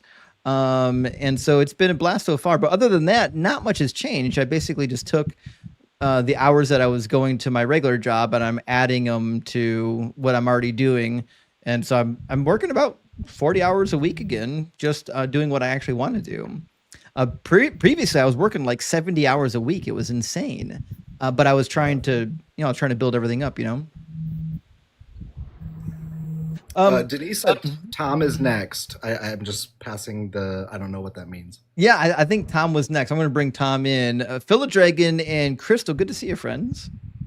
Hey, can I just say something real quick? Yeah. Benny, we took a vote on the Discord, and if she comes into the Discord, you're fired. Okay. I just wanted to. All right, I'll take that. She is not invited. We do not invite people who want to burn babies. I'm sorry, that's a Discord rule number 1. Baby burners tribe is not spoken. allowed. Yeah. Now, anyway, hey, Justin, great live. I love you. I just came up to protect the Discord. Love you too, Crystal. Thank you so much.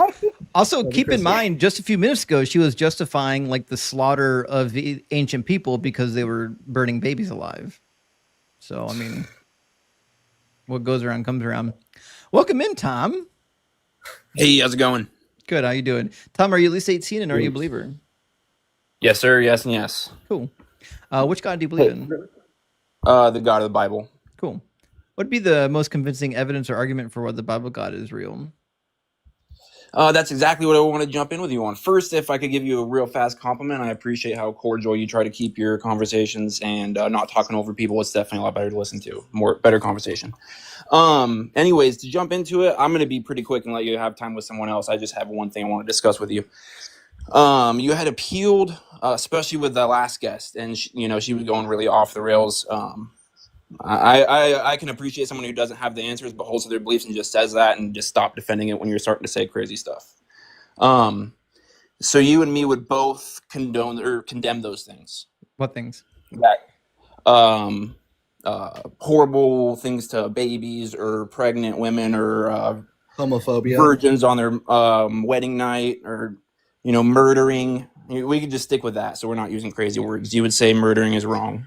As a person with a brain who has a moral framework that is to do as little harm as possible, then yeah, in my own subjective moral framework, I would say that I don't believe that harming anybody is the right thing to do.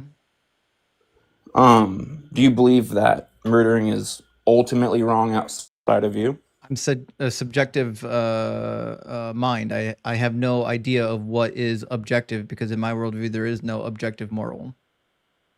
Okay. Yeah, that's kind of my point there is Do you have atheism. proof? Do you have proof that morals are objective? Because I'd love to hear it. My proof would be appealing to the God of the Bible, his revealed knowledge, his scripture, and his commandments. That's subjective. Are the morals of God subject to God's mind? I believe what you're saying is if the God that you believe, but if you grant it to me your for the God. purpose of So no, if you grant it that there's a all-powerful, all-knowing God that created us, the universe, everything, and he says this is what's right and wrong, that would be what's right and wrong. That's called subjective. It's subject to the mind of God. If it's objective, that means it's right or wrong with or without God. Well, my point of objective, subjective, I guess a better term would be ultimate, like outside of you and me, outside of my mind. So you believe in divine command I would say theory. God is ultimate. Okay. So your complaint is that I'm using the subjective moral framework and all you have is divine command theory. You want to see which one is better? I guess my complaint would be that Hitler is just as justified in atheism as you are.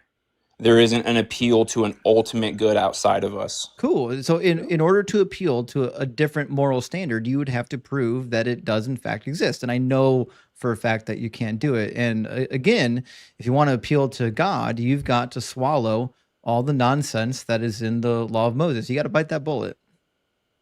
Oh, yeah, and I definitely appreciate a lot of the textual criticism you had. Some things I could debate, a lot of things I couldn't. You definitely gave me some points to study. Absolutely. Diving into textual criticism would be huge, and if you want, we can just do that another time. I've been waiting for like an hour. I got to go soon.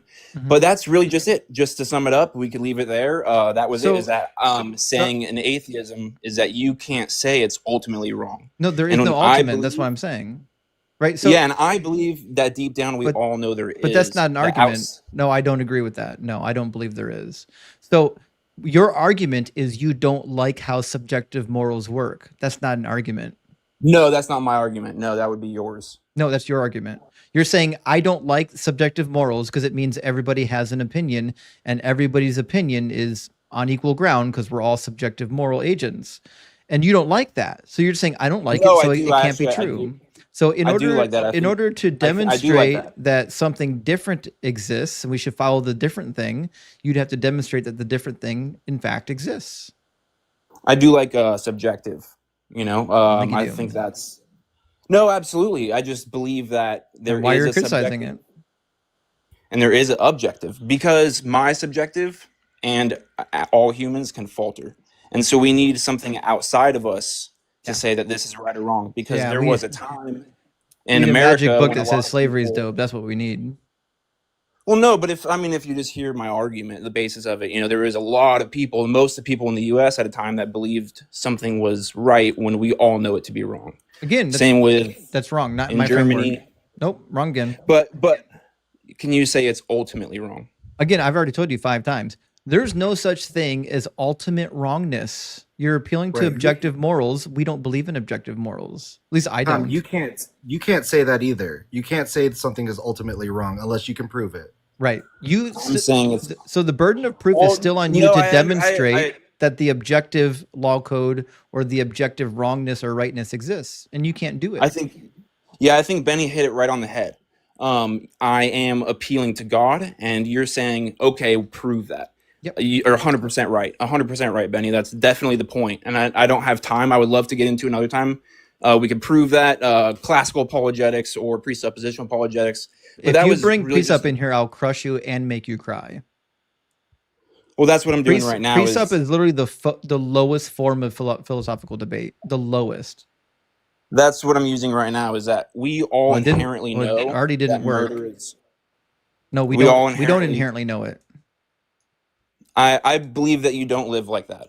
I believe that when we walk away from this conversation, I believe that I use my own subjective morals. So you live by faith?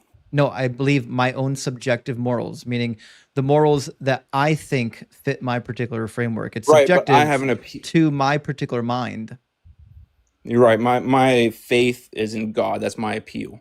Your appeal is your objective mind. But when you pass away, your thoughts will be gone, and so murdering may be okay again. No, you keep appealing to something that's objective. Who is murdering, unaliving okay to, like, outside of the mind? Then you would have to presuppose the God, and we're not doing Yes, I do concede that I am presupposing the God. I would love to get into it further, but that's just my point. Is I believe we all know these things are inherently wrong. We don't. And atheism leaves you saying that that maybe slavery wasn't actually wrong. We just don't like it. No, and that's your position. Your position has to assume that slavery wasn't actually wrong because the God you believe in never said it was wrong and said you could do it. That's your position, not mine. God abolished he sure as fuck didn't. In the New Testament. No, he did not. Oh, geez. Show me the passage. Show me a single passage where God abolished slavery, or you're a liar. Well, that's pretty mean. I'm not going to say that to you, but well, you're lying. No, I'm not lying. I don't have a lot of time for it. But there's a lying. One verse. Give me one verse. I'm just on the top of my head. I know you got Google or the Bible app right in front of you. There's where Jesus in the New Testament, he's telling slaves how to obey their masters. In that context and in that chapter, what he's talking about is that we are all one in Christ and that we're not supposed to have slaves anymore. Jesus didn't say that. And what he's saying there is that Jesus didn't say that. You're misquoting Paul. Does Paul not say that? Paul doesn't we are that there's no slave or free, Jew or Gentile. We're all one in Christ. Yeah, or male or female. Paul said that in Corinthians. Do you think male and female no longer exist?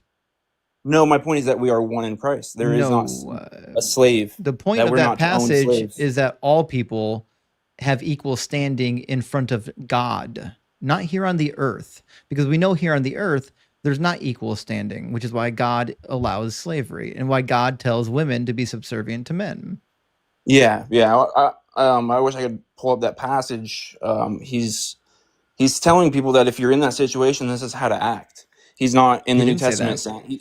He literally said the opposite. He said, slave owners, treat your slaves with the same reverence that you would want to be treated in Ephesians chapter 6, verse 9.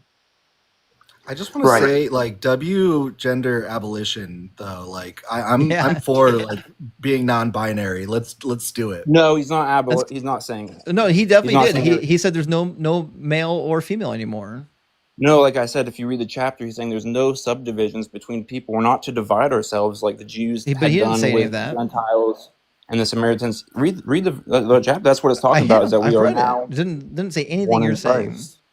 Justin, the other point that I should make here about this, right? There's an overarching theme, which is to say, if it's true that we inherently know good from bad, evil, and so forth within ourselves, then I automatically know that Yahweh is bad and not good and immoral and evil.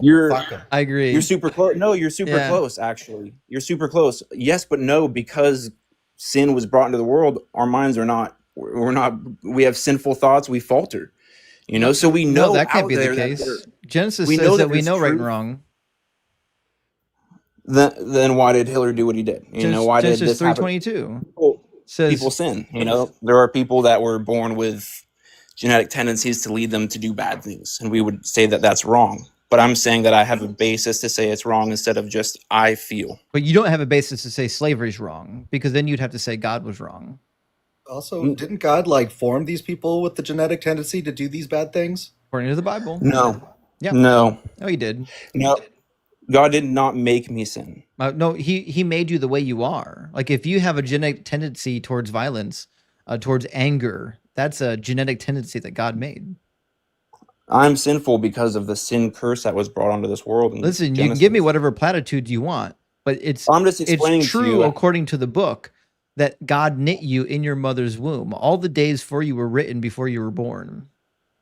Yes, absolutely, but it doesn't take away the curse that came into the world. Like the curse is God's problem, not mankind's problem. I didn't create the curse. It's our problem. No, it's God's problem. God created the curse.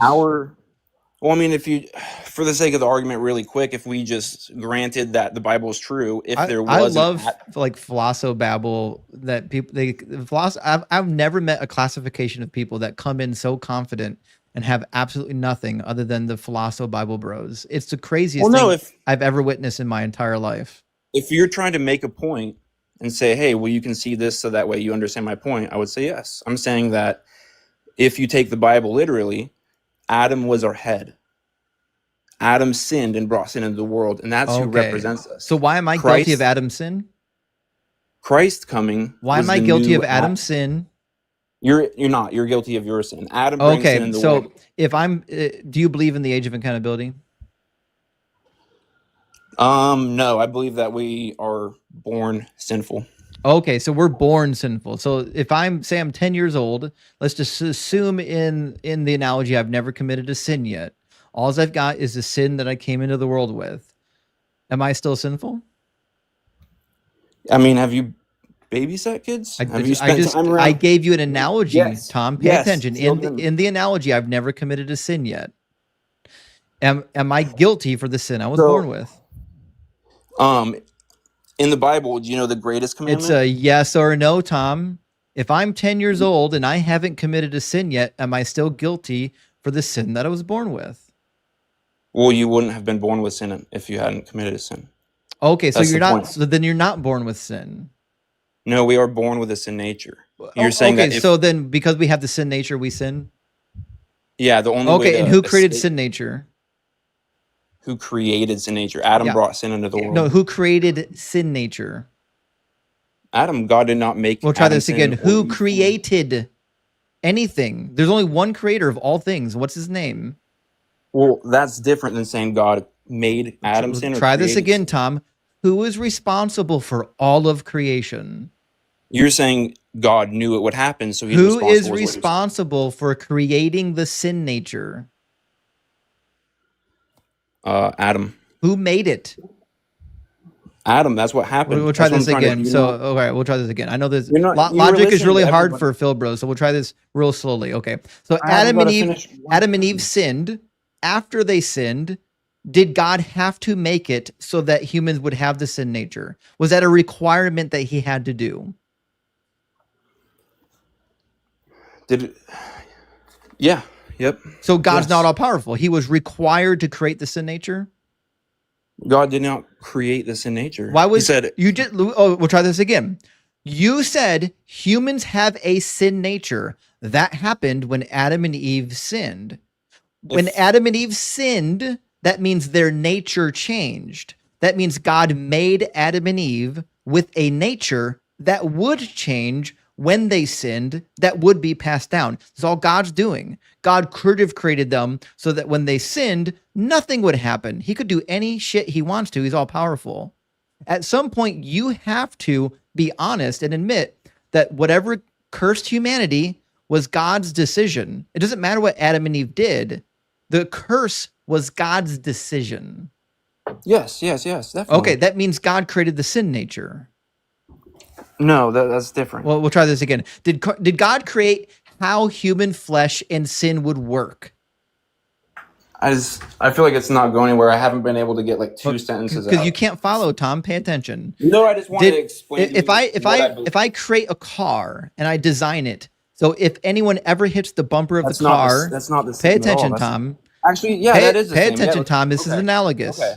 Okay, yes. If I create a car and I create it so that anytime someone hits me from behind in the rear bumper, it'll just explode into a zillion pieces. And then, golly gee, I put all these cars on the road and people are hitting other people from behind occasionally and they're exploding into pieces. Am I responsible for the fact that these cars are exploding people into pieces? Absolutely, yeah. Yeah, absolutely. So when Adam and Eve sinned, and then there was a curse that came into effect because of their sin, because God designed nature to be that way, that means the curse was God's responsibility. He didn't have to do it that way. He chose to do it that way. Okay, can I have like just two sentences to go on your car analogy? Because I do like that a lot. That was good.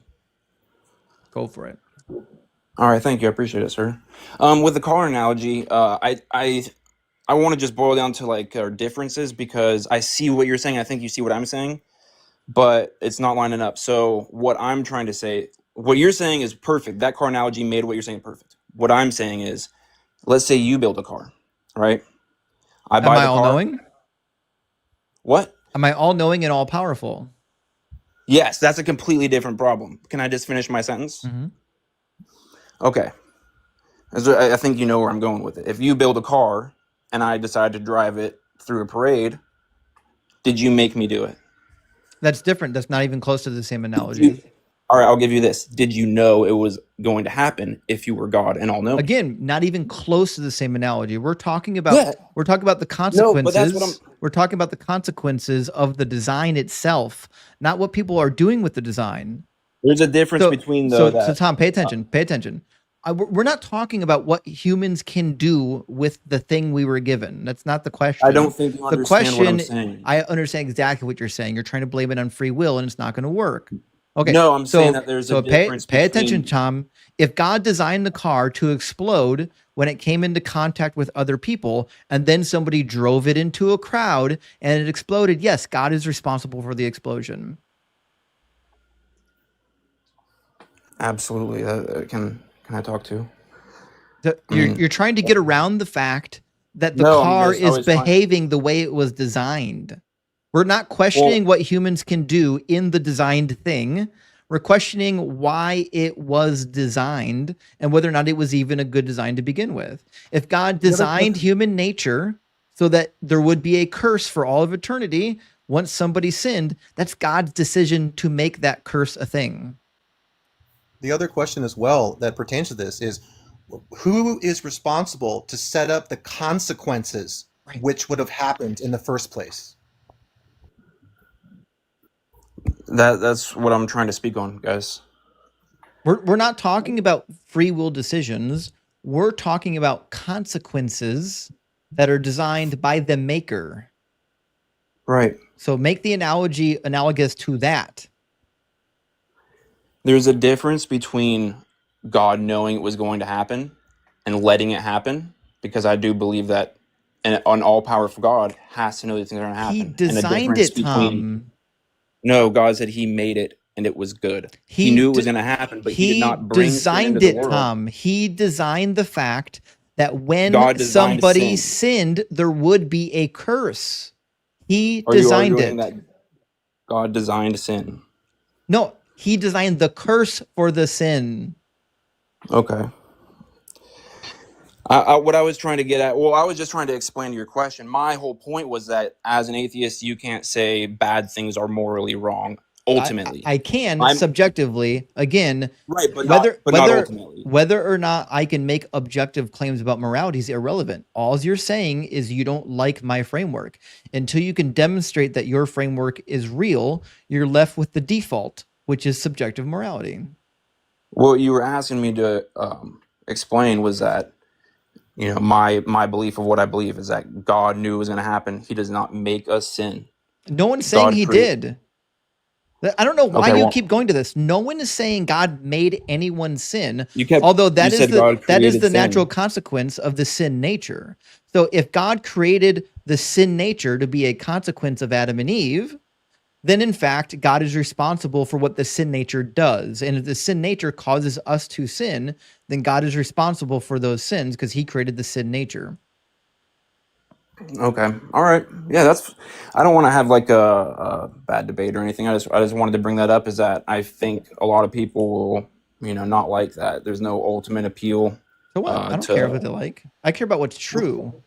Problem as well in this situation is that under the theistic framework, you also do not have a quote unquote ultimate morality. Because if this being tomorrow changes his mind and says, well, yesterday slavery was cool, but today it's cool, by default, you now have to say it's good, which means that the word good and the word moral have no meaning whatsoever.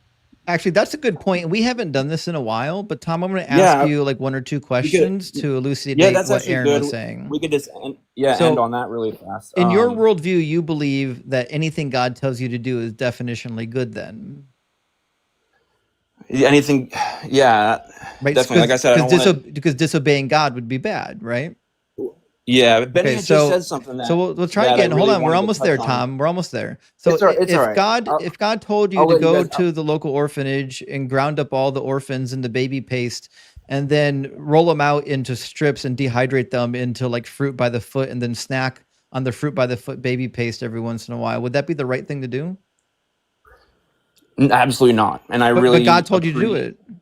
I really do respect you and appreciate the time you've given me. And I would love to go into Old Testament scripture right now, but I don't have the time. Like I said, I'm short on time. But if you'd have me back, I could try to be prepared. Would it be wrong to disobey God in that instance? It would always ultimately be wrong to disobey God at any time. Okay, so then the right thing to do is to obey God. Always. Which means the right thing to do is to make the baby paste fruit by the foot.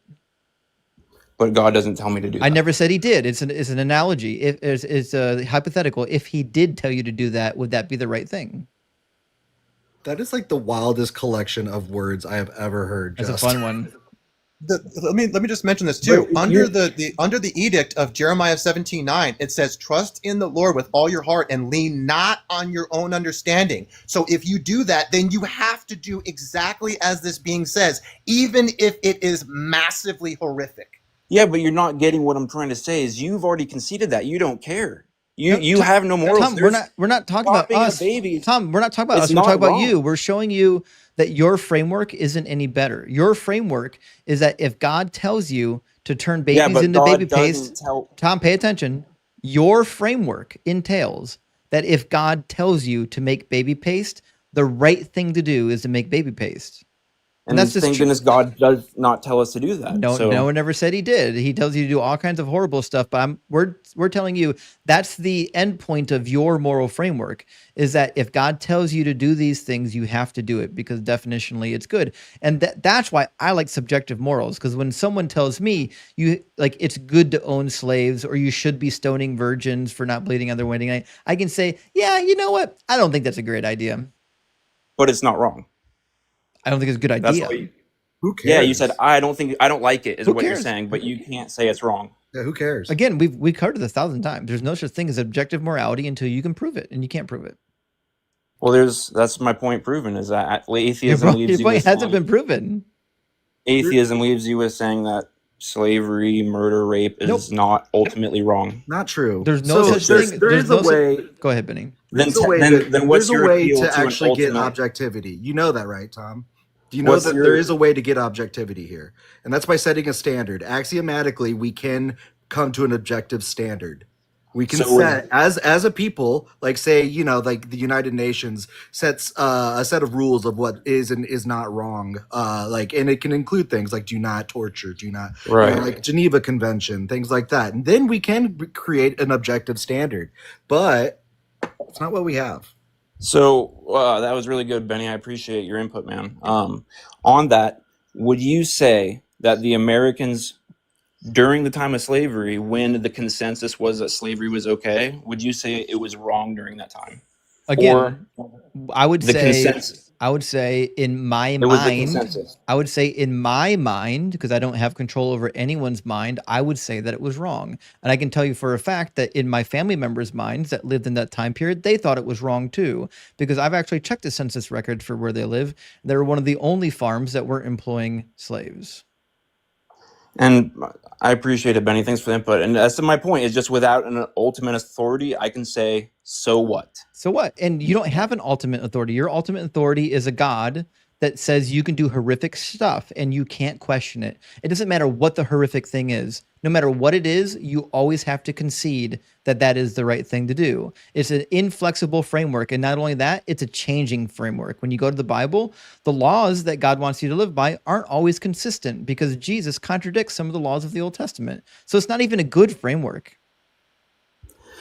Well, I really appreciate your time, man. Thank you. I'd love to be back on another time. How can I help your channel? I liked it. I'm brand new to TikTok. I spent like a week trying to follow just so I could even request to get on here. So yeah, listen, Tom, you've actually been pretty kind. You caught me at the end of the live stream, so I'm a little salty, but come back anytime soon. And just know that I know you've probably read some goofy presuppositional apologetics books or went through some goofy class, but just know, even though you think you've got a pocket full of good arguments, we've heard all of them already. Nothing you say is going to be new to us, okay? All right. Thanks again for the time, guys. I really appreciate it. Cheers, bud. Justin, the last thing I'll mention about this too is I think we may have talked about this before. It's really irrelevant how powerful the being is. It simply does not matter. You can have a being that's like massively powerful and it stands before you and says, this is right or wrong. And you just say, I disagree. What about that scenario makes the powerful being objective? Nothing. Nothing does. And Ian's actually been running an argument lately that I like, which is that even if you believe in the divine command theory, explain to me why I'm obligated to obey, because it seems like the only reason we're given to obey is because he'll hurt you if you don't. That guy, he had one foot out the door the second he came up. He was like, I don't have much time. I don't have much time. I'm out. He was a good kid. He came in with one argument that he hasn't really thought through, and he just thought he was going to lay it down and shock somebody, but it's okay.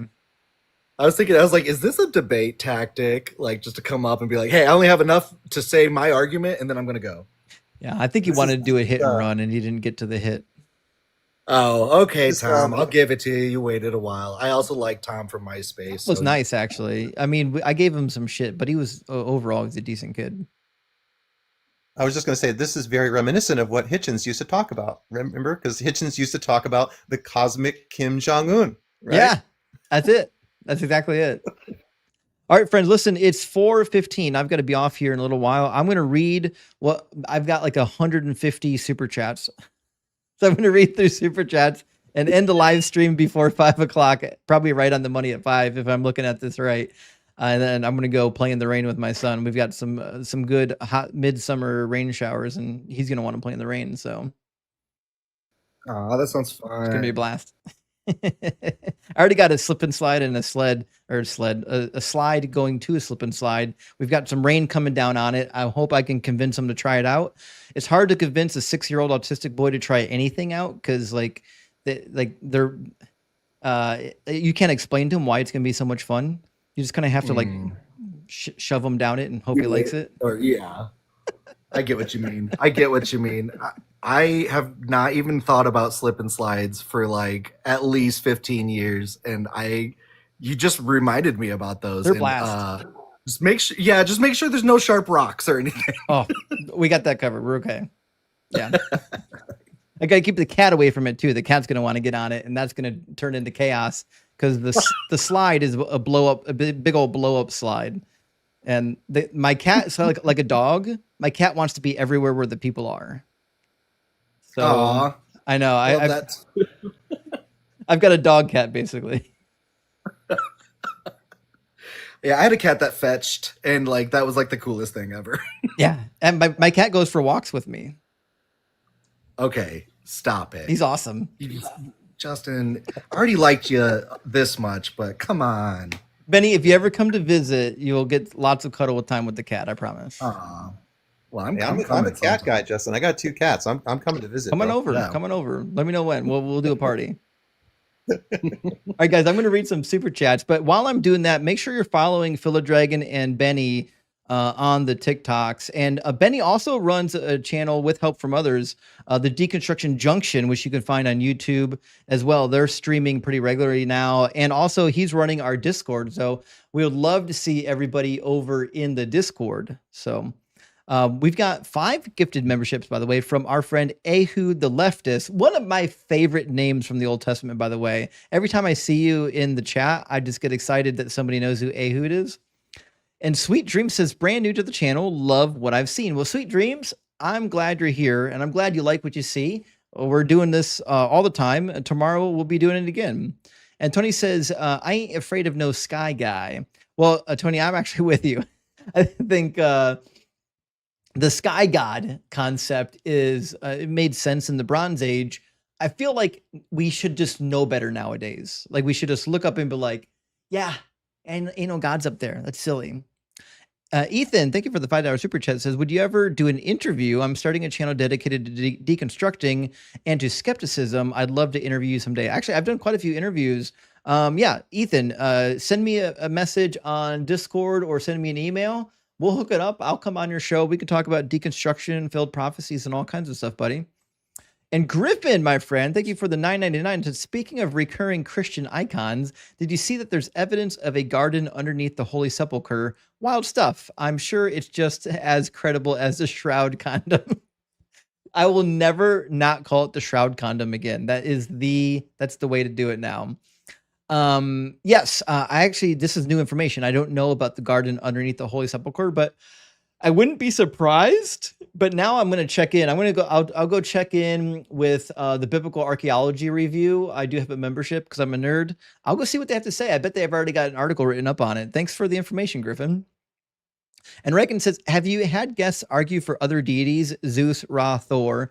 Was there ever a guest that argued for Doug? Well, first of all, I don't think anyone's argued for Doug because obviously I believe in Doug, but I've had some people come in trying to advocate for Hermeticism, which is like a form of the Greek god pantheon, but they usually mix it with other stuff. I don't know if I've had more than 2 people come in with Norse mythology, but I've had some people come through with Norse mythology. Greek mythology, not yet. Now I do have a friend named Hanji. Hanji's a friend of the channel. She believes in the Greek gods, but she's not trying to convince anybody of what she believes in. That's just what she believes in. She's okay with other people not believing it. W Hanji. Yeah, W Hanji, right? She's a spitfire too. She's fun to watch. She probably was live today with Jaren. I don't know, but she's fun. She was in chat here for a second. I saw her. She came in and said hi to a few people. It's hard to keep up on the chat because I've got the TikTok chat going. I've got another window with the chat from the vertical stream, and then I've got a third window with the chat from the horizontal stream. And so keeping track of all the chats is like a nightmare. It's way too many. Yeah, I tried. I've kind of figured out my your earbud just died and I had to switch it out with a fresh one. Give me 1 second to get it connected. I apologize for that. Rude. Justin is like the rudest person ever, isn't he? So I hope rude. he can't hear me. Okay, now we're good. Now I should be able to hear everybody. I was just saying how great you are. Oh, thank you, Benny. Yeah, you're welcome. You're saying rude. You're welcome. Well, I mean, that was rude. That was rude how you just said you ran out of battery or whatever. You lied, but whatever. Sorry, Benny. Sorry. I love you back, Benny. I love you too. Gut says, getting all the crazies today. Praise Doug, The Rock, John Stone. So I have to admit, today was a crazy mix. We had some wild guests today. I was pleased that our conversation with Eliana cooled off eventually because she came up pretty hostile and eventually she cooled off. I think that was a good turn in the conversation. I know the conversation got a little bit long in the tooth and people wanted to get her out of here, but I believed that we had some room left to travel still yet. But St. Brush says, I love lying for Jesus. Well, good to see you, St. Brush. And the lying for Jeebus is a common theme around here. He Jonesy says, don't you know, Justin, Christianity is not meant to be taken literally. It's just a metaphor for being a liar in real life. This is what gets me about the metaphor argument. There's not a single verse in the Bible that you can't just say, oh, it's a metaphor. Like there's not a single one. Every verse in the Bible, you can say somehow it's a metaphor, whether it's poetic or not. So when people retreat to the defense of, well, it's a metaphor. Well, shit. Well, the fucking Jesus Christ resurrection was a metaphor. Deal with that. It's crazy. Apparently, yeah. Like the first sentence is like a metaphor. Come on. Che Buddha, thank you for the $4.99 super chat, says, I don't know if this exists already, but we need a DZ bingo card. Like when believers do certain actions that have been coined, like words don't mean words. So actually, Che, in my link tree, I have a link to a website that I joined a long time ago. I paid money to do it. And it will generate, because I can only generate so many bingo cards before they're duplicated. It will generate 100 bingo cards online.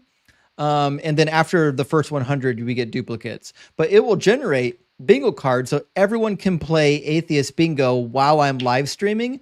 A long time ago, we ran a couple Atheist Bingo nights where we gave out prizes for whoever got the first bingo. But if you go in my link tree, we've already got it. It's already in there. We've had a couple of people ask for it. We'll do another bingo night, Shay, just for you. We'll do another one. But just know that like I don't know if we can hand out prizes because we've got at the time I started Atheist Bingo, we only had like a couple hundred people watching. Now we've got like 3,000 people watching. Like we had 1,000.4 in the horizontal. We had like 900 to 1,000 in the vertical, and we had like 700 on TikTok. Everyone playing bingos, we're gonna have like 30 duplicates, so it wouldn't work out. But we can still play for fun. It'd be fun.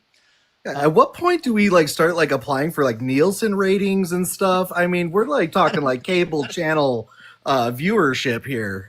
I don't know. Listen, I will never understand like how the channel has grown so exponentially. To me, it's just a miracle of Doug.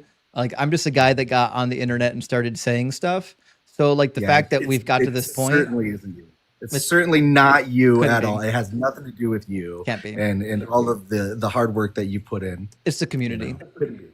Hey Justin, let me mention something about that in terms of the community, right? Like I've been so excited about this community, like so much so, you know, it makes me so happy, and you know, we're all like connecting through this medium.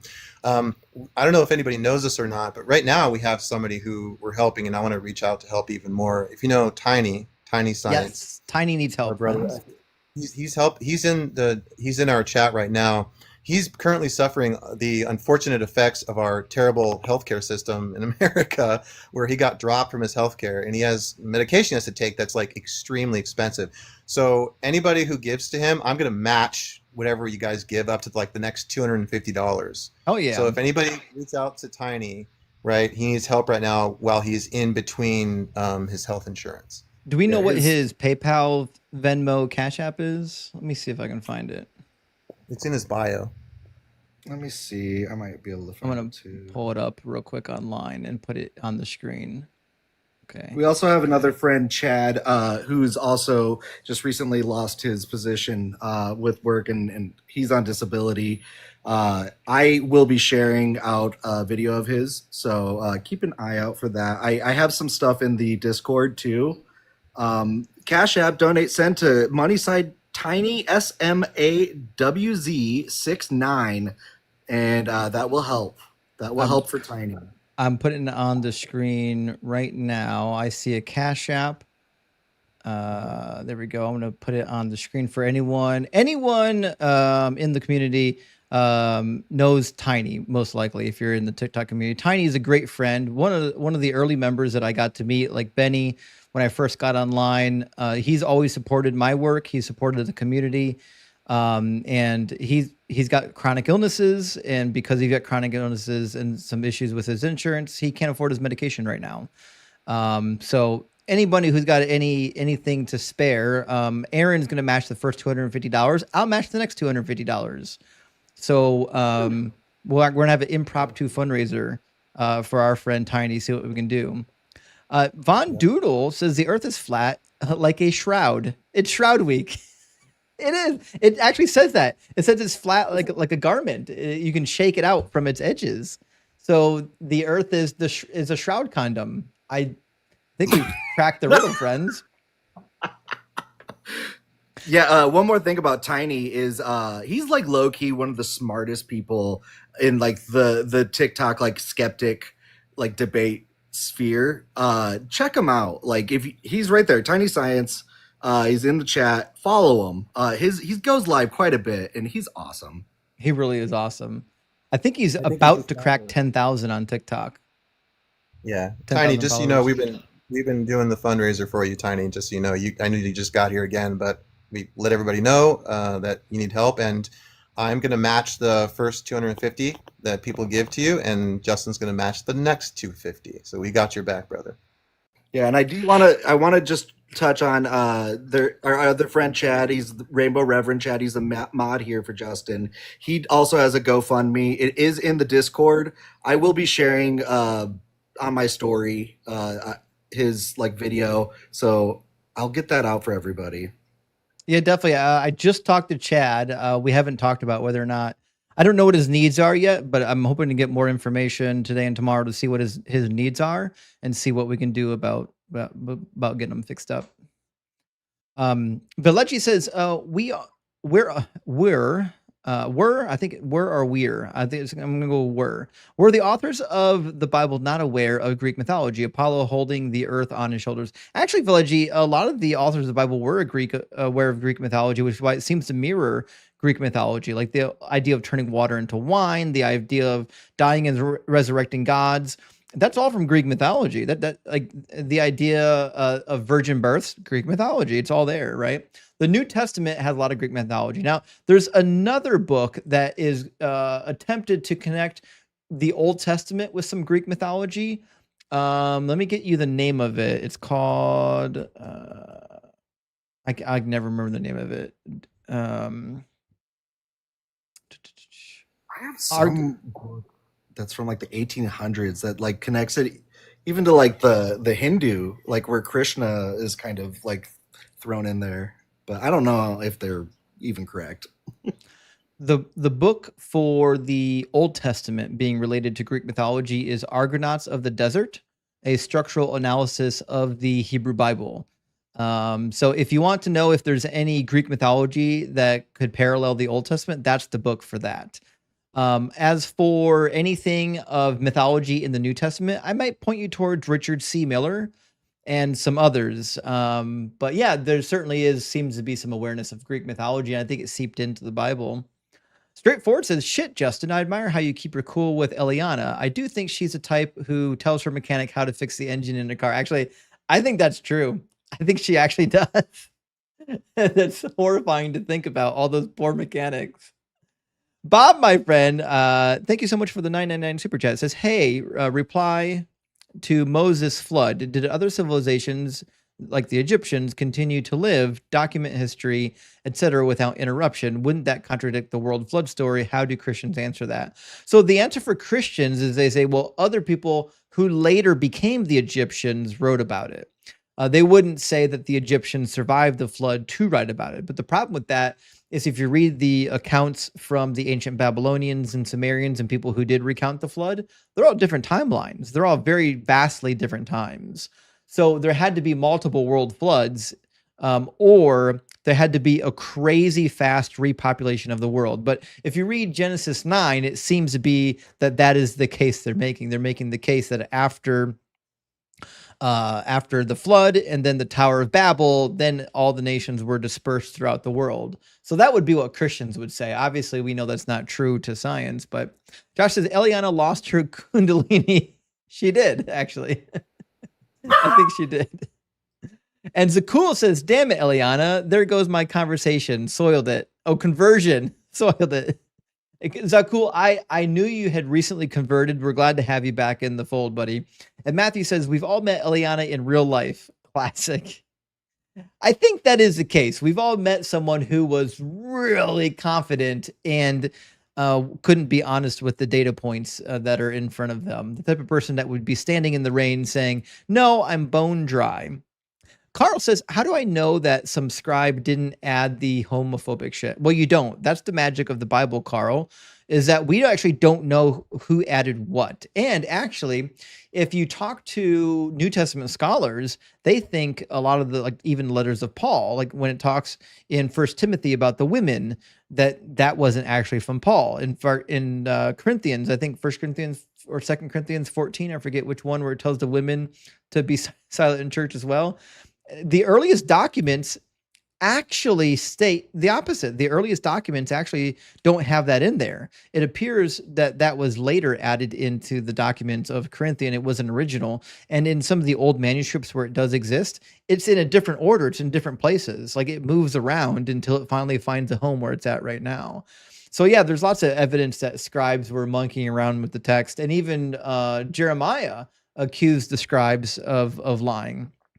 Jeremiah says that the lying hand of the scribes were at work, right? So good question, though. And Alexandra Moore, thank you for the $50 over PayPal. Alexandra says, can you get this to Tiny Smalls? I can. Since I only have PayPal and I couldn't find his or her info for this. Alexandria, I will absolutely get that over to our friend Tiny. Don't you worry about that.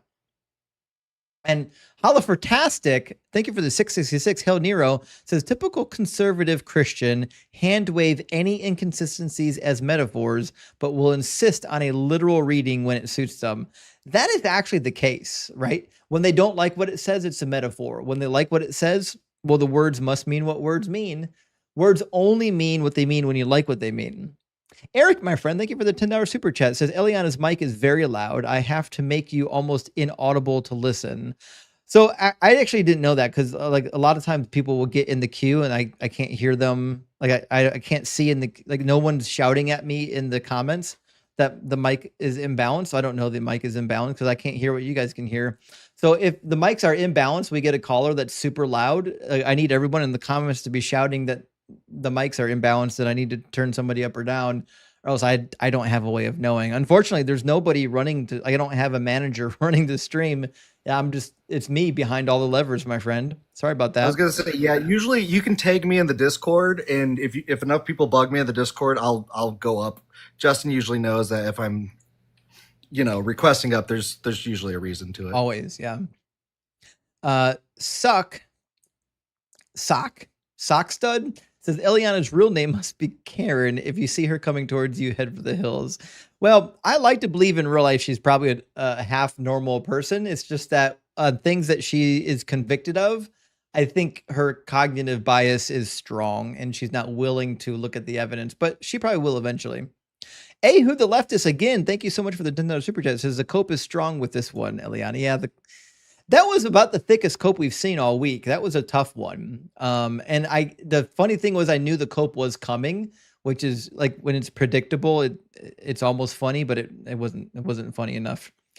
David says her spirit left the argument. Enough, Justin.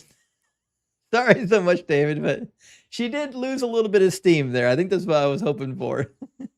And Tom, thank you so much for the $25 super chat. That's very generous, friend. Says, as a former Christian, I enjoy your program for the teaching you do. By the way, I am now an atheist. Well, welcome to the club, Tom. There's a bunch of us out here that deconstructed from this religion. Some of us atheists, some of us not, but probably a lot of us more than others are atheists. Welcome to the group and join our Discord, Tom. We'd love to hear from you. Welcome. Keith says the density matrix guy that you had on the other day is further proof that Idiocracy is a documentary. Praise Doug. I agree with the premise of the movie Idiocracy. I think the way our society is structured nowadays is going to lead to people getting dumber. That's just, it seems to be the case. Evan says, if your pair have edges, go to the doctor. Oh shit. I know what you're talking about now. Yeah. If you get inspected at the temple, if you get your parix inspected in the Levitical temple and it has edges, you need to see the doctor. Hi, Lily. Hailey says, thank you for doing this, Justin. Well, shit, Hailey, thank you for supporting the stream. I really appreciate that. And Zach coming in again. Thank you so much, Zach, for the $19.99 super chat. Says, interesting points, Justin. Have you, however, considered nuh-uh? Said by this woman. Yeah.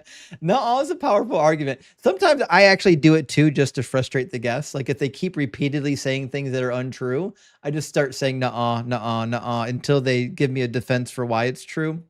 Larry, my friend, thank you for gifting out 5 Deconstruction Zone memberships. I really appreciate that. And also Mindful Barbarian says, mommy and daddy and pastor all told Eliana her religion is real, so it must be real, right? Mommy and daddy and pastor can't be wrong, can they? This is what shocks people. I get a lot of people like Eliana that believe that I can't be right and that they just need to get somebody more educated in here that can defeat me. But the reality is the more educated people agree with me, they're just not willing to tell their congregation. They know that what they're spewing is nonsense, but they're stuck. The pastors that don't know it aren't educated. Think about how many Christians will say, you're closed-minded, but then like a few minutes later, they'll say, I can't be wrong about Jesus. Yeah, isn't that the crazy? They'll be like, well, you're not willing to have your mind changed. And you ask them, well, could you be wrong about Jesus? And no, I can't. No way I could be wrong about Jesus. Okay, well, you're not open-minded then, it sounds like. St. Brush says, if we just came together as a community, I think they call that a circle jerk, Brush, but it says Jesus, followed by LGBT people are wicked and women should be stoned for lying. So I see what you're saying now. So she started with saying that the community needs to come together, so on and so forth, and then followed it up with that women should be stoned and LGBT people are evil. That's a fair point, Saint Brush. That was the progression of events. Oh, it hurts. It hurts. Design says I said this in the chat. Sorry, hold on. I said this in the chat. I said I know a few LGBTQ people that I would call wicked, but as a compliment. Oh, not as indeed. Yeah. Indeed. Design says every time the religious realizes their morals are better than God, I'm not God. That's actually a fair point, Design. When you point to somebody something that God did that's horrific and they don't like that God did it, they always have the same retort, and it's the only one they have. It's what Job has, which is, well, I'm not God, I can't judge him. Well, that's a pretty shitty cop-out, because if I told you according to the Quran, or according to the Hadiths, that you're allowed to marry 9-year-olds because that's what Muhammad did, you'd be like, that's horrible. And if I said, well, shit, you can't judge God, you'd be like, the fuck, I can't, that's horrible. But if it's in your holy book, now all of a sudden you can't judge God. Weird how that works.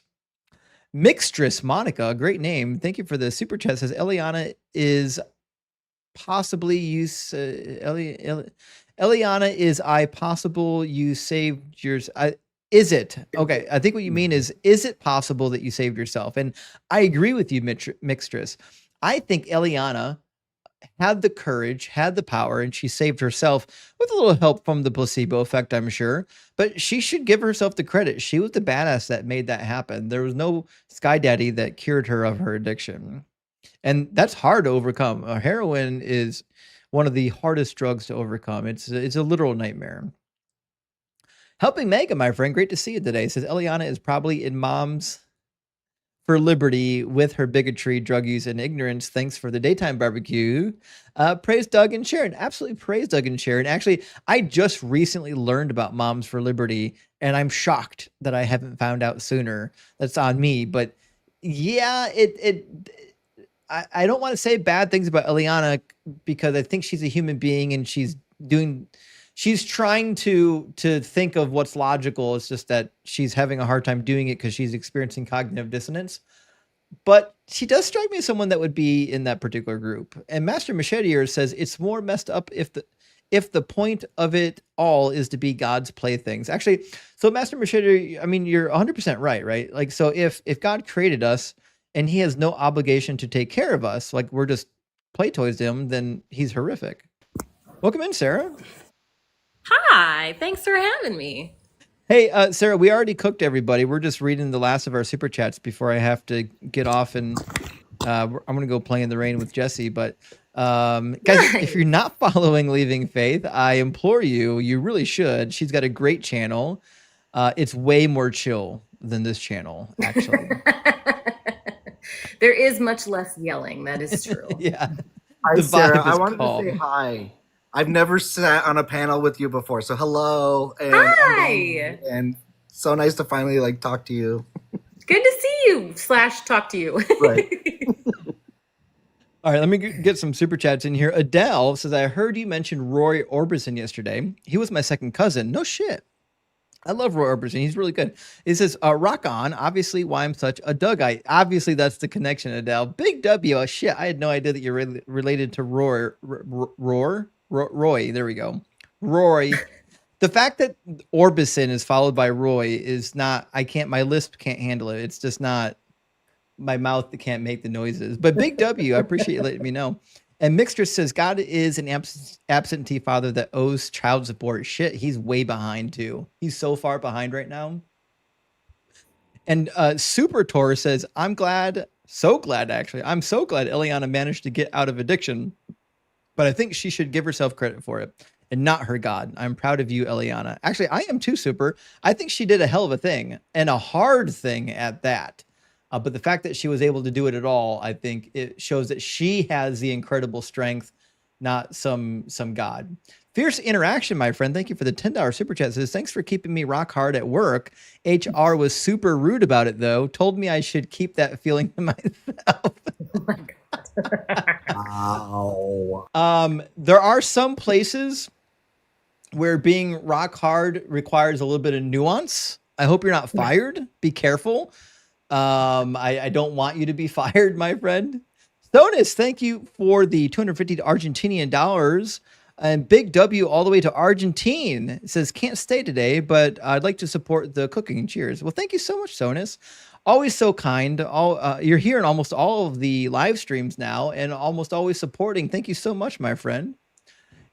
And Sprawley says, if I see a pattern across different computer systems, would that spirit be a ghost in the machine? This is a good question for Dirk. Dirk, Sarah, you weren't here for Dirk. Dirk believes that the sun in our sky is a sentient agent. Okay. I mean, at least you can see it. Fair enough. At least you can see it. That's a fair point. Good point, yeah. Dugald, my friend, thank you for the $9.99. Says, welcome to the end of Shroud Week, where we've talked about the Shroud of Turin, and Kundalini joins us in 10 more years. Same BS comes out, and Christians delude themselves again. So this is a fair. So Dugald, we talked about this, and you're 100% right. The Shroud nonsense runs in cycles. Like, it's going to be here, and then it's going to disappear for a while, and then it's going to come back again. There's going to be another bad dating method that they used on it. It's going to come back again for a while, and it's nonsense. It's Kundalini. Hey, Justin, I gotta go back to work here, but I just want to say I appreciate you guys so much. I love this community so freaking much. You guys are freaking amazing. Thank you so much, Aaron. It's great to see you, buddy. Take care of yourself. Have a good day at work. Yeah, Aaron. Hey, guys, take care. Bye. Yeah, big W for our friend Philodragon. And I don't know if I can pronounce this name. The name is Noganot. Says, she's a breath of fresh air. I really miss the wine tipsy evangelical soccer moms from the night stream. We've had a few of those. There's no doubt about that. We've had some of those. Oh my goodness. Does sound fun.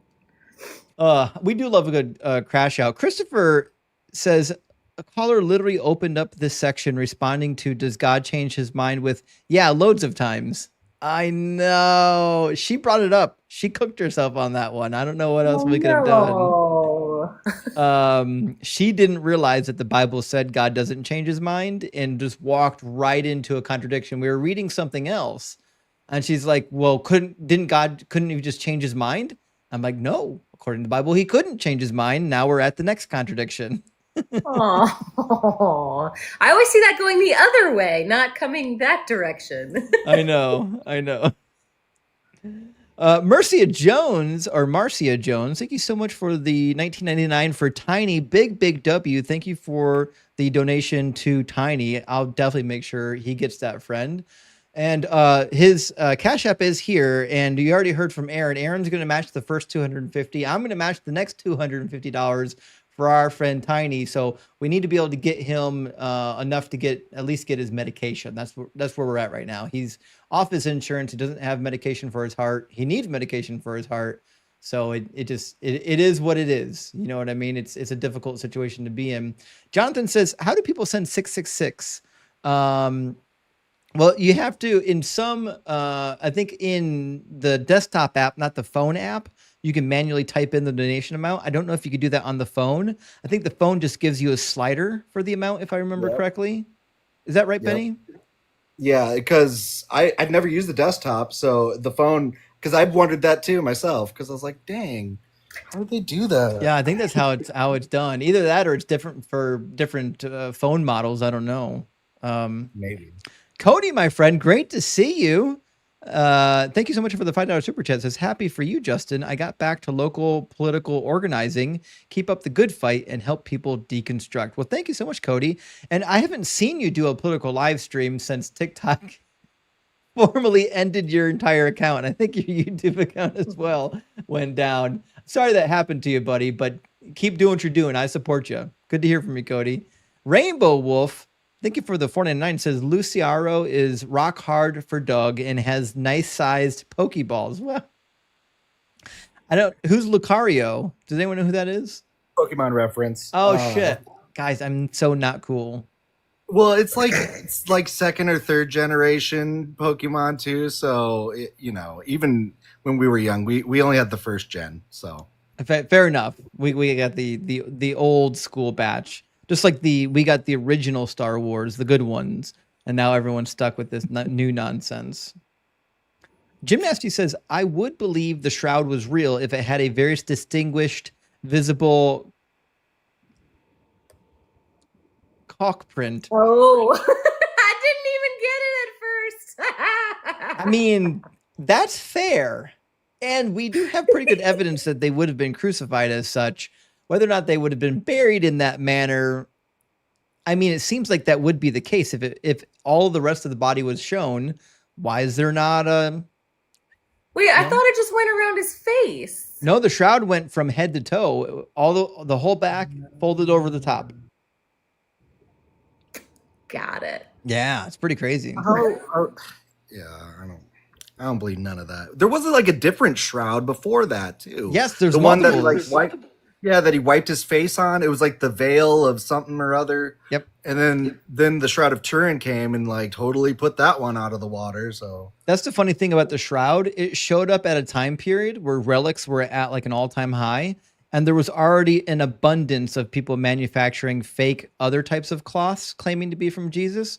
This is one of many. It's like not even unique. It's crazy. But yeah, I'm looking at the picture right now, and he doesn't have any undies on. No undies. There should be some genitalia there. Jeff says, Justin, is it true that Ruth and Boaz are descendants of Jesus and that they were Moabites, which are a child sacrifice pagan tribe? Thoughts?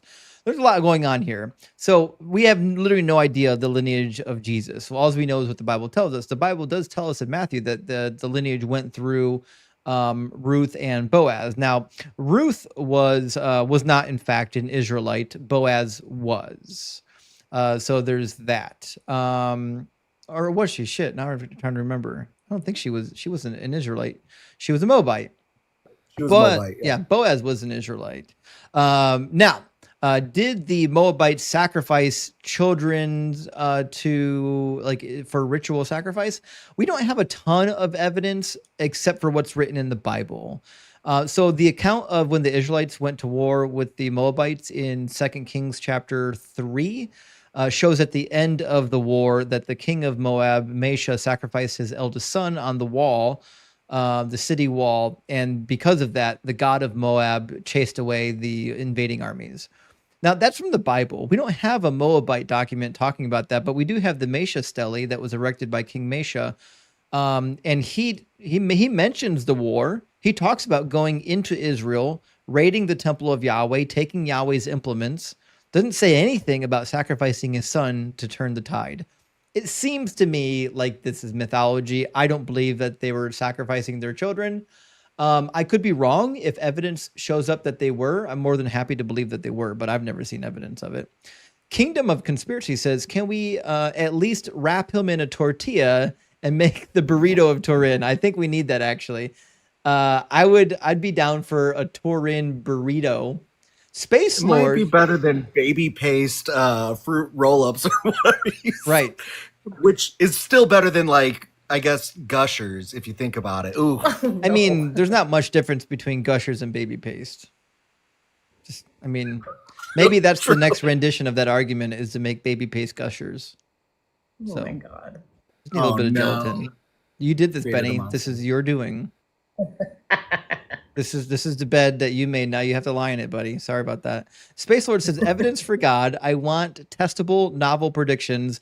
If it points to something else just as much, it's not very helpful in my humble opinion. Yeah, I'm with you, actually, Space Lord. Like, if you are making a claim about reality and it's completely not testable, then I have no reason to believe it's true. It's just an unfalsifiable claim. It's no different than saying that there's a teapot orbiting Jupiter, which obviously there is. Paper Bagman says, even though I didn't read the book myself, I just know you got the context wrong. Checkmate. How many times have you heard that? Sarah, Benny, you've both heard that. Every time they don't like what it says, you've got the context wrong. What's the context? Oh, I don't know. like Or Joel's... I include the context. I said, here's the context. Like, no, you still misunderstand it. Right. Just like Joel's song says, like, what is the context? I don't know, but it's context. Yes, exactly. I don't know the answer. I just know it's context. Somebody told me about context once. Windows XP, thank you for the $5 super chat. Says, I never thought I would be attending a Wednesday Bible class again. Keep up the great work. Well, thank you, Windows XP. And you are definitively and objectively the only good edition of Windows. So keep up the good work yourself. And GL says, listen, crash out.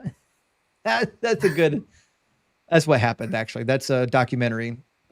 Storm Chaser says, firmament cannot be atmosphere because the Bible also says stars are built into it. That apologetic drives me bonkers. I agree. It can't be atmosphere if there are stars in it.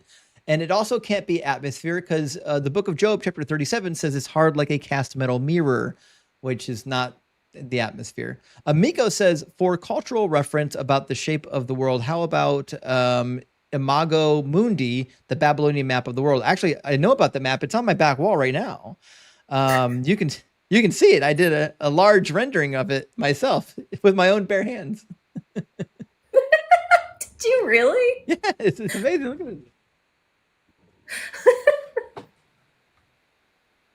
it. I love how he just like has that built-in screen. It's right. It's to the. Actually, you can't see it because my can't. Well, let me see. Yeah, I can't see it. It's this one over there. Oh. I did a copy of the Babylonian map of the world a while ago, and that's my artwork. It's a good one. Look at you being artistic. Who knew? A true jack of all trades. Indeed. It's just the power of Doug compelling me. It's okay. Mm-hmm. Peter says it's a simile.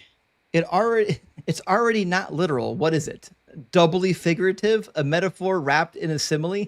What does it even mean? Literacy is dead. That's the thing. We all know that people that are reading the Bible aren't reading it for what the words mean. They're reading it for like what the Holy Spirit is going to tell me. And please, whatever you do, don't let it get me worked into a logical corner. Because we had so many chats and we did so many things. I'm kind of running out of time. I'm going to read just a couple more super chats, friends. 4 more super chats, and I got to run. I have a hard cutoff during when my son's here at 5 o'clock. I can't say any bit later. Sorry, it's a short stream today. Tomorrow we'll have a long stream. I'll be starting early, so we won't have any missed super chats tomorrow. Kenneth says Eliana is good for content, bad for honest debates. Have you ever tried doing bait and switch? I don't know. I haven't. Say a horrible thing from the Bible. Oh, I see it. And say it from another book. Watch them condemn it. And then the reveal. I actually did that once with Deuteronomy 22. I said it was from the Quran. And a lot of people, they've never heard it. So they believe it's from the Quran. But you're right. In order for the bait and switch to work, though, you have to be reasonably confident that the person you're talking to has never heard of it. And that's the hard part with the bait and switch. Larry Beck says, love to Tiny. Well, thank you so much, Larry. Super appreciate it, friend. And Michael says, hi, Justin. What's the consensus on Ezekiel 1? What the fuck is he describing? No, I don't think he saw a UFO. No, he didn't see a UFO. So Ezekiel 1 is describing the throne room of God. It also it comes up in Ezekiel chapter 10. And you're referring to the angels with all the crazy eyes and the wheels and whatnot. Most commentators of the Bible have always gone to this being a metaphorical version of the angels. Not metaphorical, but it's an image. Like they didn't really look like that. It was just a vision, and it had specific meaning. Now, most commentators will say the meaning has to do with God's actual throne room. And like the mobility of the throne room and God's omniscience, right?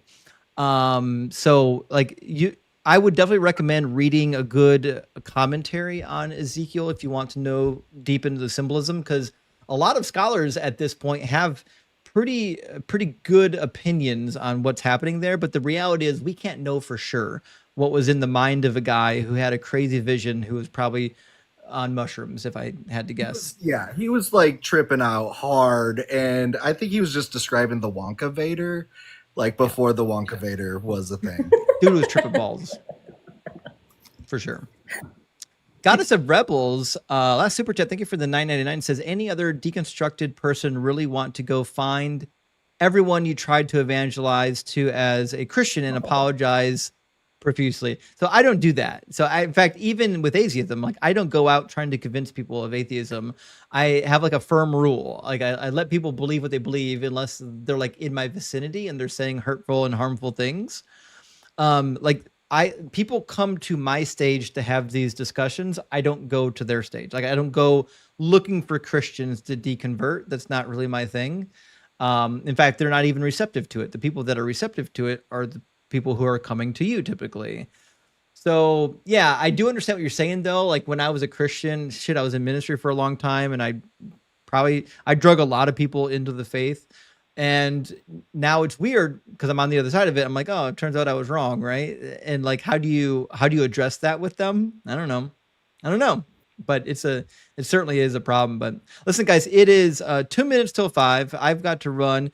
Make sure you're following Benny and Leaving Faith, 2 awesome creators in our community. And Sarah and I are doing a Bible study on her YouTube channel.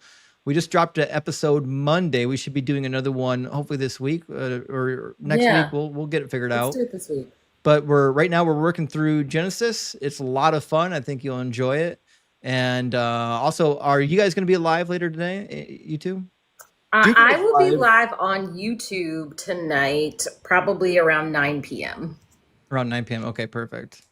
What about you, Ben? Dugald's live right now on TikTok. I might cast him on the Deconjunction if I can get it started up. Let me see. Okay, it's going to take me a few minutes. We're going to go raid Dugald's live stream, friends. Let me put him on the screen. Looks like he recently started the live. All right, I'm going to put him on the screen so you guys know where to find him.